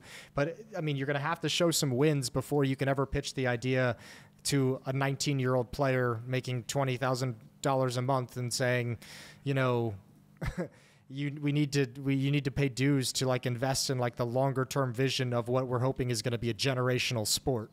Like that's a really hard that's sell. what people want Counter-Strike to become, right? I know it's hard. It's definitely hard to sell to a kid, right? Yep. 100%. But we're getting to the point where we have a few older heads, right, who are still competing towards the top, who consider a couple of these things, and maybe we'll get there one day. I just think like the thing is also the point of this union. I think people have like a lot of different understandings here. The players need to be able to be in this union to represent themselves against their own teams. Right? Because those are the ones who sign them up for shit like the Louvre Agreement and the Blast partnerships and the this and the that. Because what happens is they get all up in arms, the players, and they're like, oh, the TOs are doing this, the TOs are doing that. The people they got to be taking the fucking issue up is with the people who pay them into their pocket, right? Because that's where a lot of these deals are struck. ESL doesn't go to fucking Dupree and go, hey, Dupree, we're going to run this format. Does your team want to come and fucking play it? They go talk to the management people over at fucking Vitality. And that's where the deal gets done. And that's with the people who sign the paperwork. So these players need to get together to be able to fight against the people who, well, not fight against them, but negotiate, have a negotiating body. Because the way this works is, especially now with these semi-franchise leagues, semi-franchise leagues don't run if every single player who's a partner team in the Louvre Agreement agree that they don't want this certain thing in play and they go, okay, we're not playing. It doesn't work otherwise, right? For open circuit, it wouldn't work. The fact that we do have a couple of these closed off things means now they have actually a bit more leverage. Well, then also the org says, okay, fine, you don't have to play it, but we have to cut your salary down by half. Because but those negotiations are going to happen, right? All I'm saying is a body to be able to at least negotiate these things a little bit more rationally, like then, because now what happens is player gets mad at like TO or Valve, right? As opposed to the people who put them in that position in the first place, which is the people who pay the bills. Right? Because you're bang on, right? If they try and go to war with the bosses in some way that's not amicable or trying to solve the dispute, then the boss probably has mechanisms in the contract to be able to cut them off at the knees. Like you're bang on there. But my point was more that you could bring everybody together to at least have this discussion. Right now, they don't have that power. It's just one of them going to the boss and talking. At least if you have something that everybody disagrees upon, that they've been signed up to collectively as teams in large numbers of players, they might have a chance to be able to chop and change some stuff. Maybe I'm way off base. Am I way off base? No, I think you're just like 10 steps ahead of where we would ever reasonably be. Like okay. You're talking about like years down the road. I mean, you even still got to get players even sign on to get it started in the first place. But yeah, it's that whole conversation gets dicey the deeper you go. It's just the hardest part is getting it started and getting people to buy in. I mean, we know that. Look how many times we've tried to get, even just like 7 or 8 members of talent to agree on one thing. Like, it's fucking hard. I think we looked at it the wrong way, right? Like us as talent or on the player union side of things? Well, as talent. But I think like for us, because I was never really a part of any of these broader conversations to bring people collectively together. The only thing we really did was story mob, right? But that was a fucking ruse. So the thing that I think, what the way it should be, because at the end of the day, right, you've got your commentary pairs and your analyst desks and your setups and all this. It's like we could have been like an entertainment group, like we've got a guy on drums, a guy that plays the guitar. You roll in like that. You're selling a package. You're selling a full fucking jamboree. Yeah. Like Yanko's on the drums, Jason's on the guitar, Henry G's the lead vocalist. You're selling an experience, I think we actually tried that back in the day with Room on Fire. I think that was tried to sell an experience. Goals. Yeah. Damn. I was gonna say how did it end up? It didn't work, but I mean that was the concept. Was like we have 2 pairs of casters, we have 2 analysts, we have a desk host, we have we have like 80% of your broadcast talent. Isn't that what Code Red was? I think Code Red did more really individual. Yeah, they didn't do like an entire experience, but they had a bunch of individuals that I think they tried to sell as a package to different events at various points. I could be wrong. Okay. I was never involved. I just kind of all heard it secondhand. The packaged up. We heard some good stuff secondhand about them, didn't we? Yeah. All right. Where are we at, gentlemen? We've been going for a while. I don't know how long we're at we've 2 been going. hours and 20 minutes. 20 minutes, yeah. Oh, sure. What else did we really miss here? Did we miss anything? Let me just scroll down the old Reddit real quick and see. I What's think I've said Anubis about 7 times. You said it way more than 7. Yeah. Endpoint win 10th ESL Premiership title. Yeah, teams now are starting to qualify for the conference next year, right? I think in Australia, Greyhound and Roosters qualified for the conference, not Encore or Vertex. Nice. That's kind of crazy. Means nothing to most of you. Bentet's gone to NKT. Cool. So he's over there with Zion from Korea, Urkarsten, Nine, and Senzu from Mongolia. Now Bentet's part of that. Krat joins Force. I like that. That's an interesting one right there. Yeah, How do you he's good. feel about Krat, solid. Zorte feels like he can be he's good. He can be good. Jerry obviously being there, so they just need to figure out like one last piece that they can find, and they could be another one of those next up and coming CIS teams. All right. Henry G did a rare interview. I saw that. Nice. Had a bit of a flick through. I was kind of disappointed. I thought when they were mentioning talent, he was going to talk about broadcast talent, but he was actually talking about up and coming players. I actually did too when I clicked on it. I thought he was going to be like, this caster's sick, this guy's coming. Yeah, this new up and coming caster. And then he was like, oh, Wonderful's pretty sweet. And I'm like, Oh. I'm out. Yeah, I got really. Oh, we could. Nah. No? Oh, well, I was going to say the whole thing with Tricked had to forfeit the 5th map in that grand final in order to play in the CCT versus Astralis the other day. I don't know enough about just either of those leagues. online CS, man. There's just so many of these Pineapple Cups these days. Yeah. There's so many. They're just constantly going. These guys are playing so many officials. I think Lucky tweeted how many officials they played in a week. Let me check. Obviously, this is because they went deep in the I think all the pros have mentioned this is like the grind if you drop down to tier 2 and like have to qualify for all the events is like so much harder than the tier 1 grind. So what does it say here? Played 30 plus official maps this past week. That was from Lucky. Holy shit. Yeah. Officials? That's what he said. Ugh. Yeah, but I guess it's like different because you have smaller broadcasts, so you need to be showing up more, I guess, and you obviously want to qualify for more, so you need to try and earn points for things, so you need to fucking get this, that, and the other. It kind of makes sense. Yeah. That's what it is. It's a grind, right? And that's what that lower kind of level of Counter-Strike tends to be. Complexity won a Cash Cup. Nice. Fuck yeah, they did. That's pretty good. Good on you, Complexity. Graham's got the boys working. He's not letting them fucking slack off. Not holidays yet, kids. Making sure you're playing for the money. But that's the thing they got to, right? And I guess they probably want the reps. They're still the geekazoids like that. I did see someone like post on Reddit or something along the lines of MIBR won one of those, but then because of how points are, that kind of put them above like Fluxo and I don't know who else for the Katowice play-in thing. Oh yeah, I saw for this. South America, even though they're playing in North America or whatever. Which is kind of fucked because these teams don't really have any more opportunities to gain points. I don't think so. Like something along those lines. Where like because for a region, like those regions, they have fewer points in play. So even, 15, 20 points can make a difference between your spot going up or down. So probably something that needs to be overhauled a little bit, addressed, like kind of sorted out. I don't know enough details on it. Because they don't have as many opportunities, these teams, to go abroad and even to, attend the play. It's like massive. Like for them, it's like qualifying for a major, essentially, right? So you have to be very careful how you distribute points for those spots. Yeah, that's true. I think that's the thing. The weighting of this kind of stuff here, with how the Americas region works now, because of like the assimilation of so many different Brazilian teams into North America and then back and forth. Like now it might be more beneficial for some of them to actually be playing in South America than it is to be playing like back at home, just to be at home because of how they have a lot of talent spread now, and North America is very light on. So that's something that might have to be looked at with a bit finer detail, I think for sure. I wish I had brought something, to show you guys on Anubis. I just was looking at this thing that I just tweeted out. They need to really fix the fucking clipping on this map, man. Check this Reddit link out. I'll put it in the chat.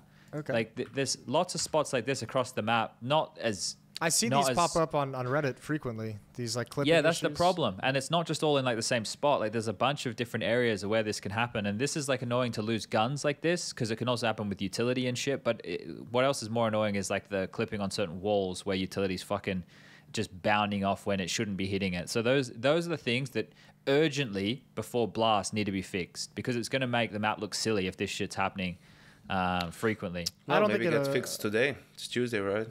Oh yeah. True. Yeah, it'd be We'll nice see. if they yeah, pushed they're an update. they're usually hot on the trot when they release a new map of at least minor updates and like these kinds of fixes. Yeah, I would just like them to like this if they do stuff like this, and then people can actually just see how the map plays before, at blast, right? That way you don't have to worry about any of these dramas popping up, and that's when it's really going to be very glaring. So if they can fix this, the map plays really nice. I think it's going to be a lot of fun to watch the best. Played a teams few play. matchmaking on Anubis. It wasn't. I thought when I remember doing this, we did this podcast when it first came out, and I was like, just looking at the map from the vertical, like the 2D map, it looked complicated. It's not nearly as bad in the game. Yeah, it's just those timings of like that dark push into canals and the top bridge push with the window drop. Like that's the thing right there that's going to make it the most interesting, I think. Like the way that dynamic plays out. But once you push CTs back, or once CTs realize that you can't just take all these aggressive duels, I think it's going to be fun. Like I've been trying to play a lot of an awful lot of it here. There's only been 4 officials on HLTV. I've watched. I haven't watched the Pain versus Odic one yet, and that's probably because it's Brazilian Counter-Strike. But I should probably like take a look here because I think Pain are pretty good. Who's in Odic? I think okay. So not a lot of names that we've got too much to know about here. But yeah, I really want to see it in play because I think it plays like it has more traditional fights than like a Vertigo or an Ancient. I think it just feels more natural, like as a map. Just kind of plays nice. Okay. So yeah, I always like the new maps. Out with the old, in with the new. Yeah, you have a good time with that, for sure. Do we want to shut it down, boys? We've been going for a while. Yeah, I 7:30. got 2 dogs staring at me. I got to go for a walk. Okay. So we got to upload all this stuff. We got to do 2 parts of my recording. We got to get Rush in there. You're going to have a fun time with this one, Jason. I'm having my work cut out for me. All right. Well, That's how we like it. all right. Well, this was fun. Yeah. See you guys on the next one.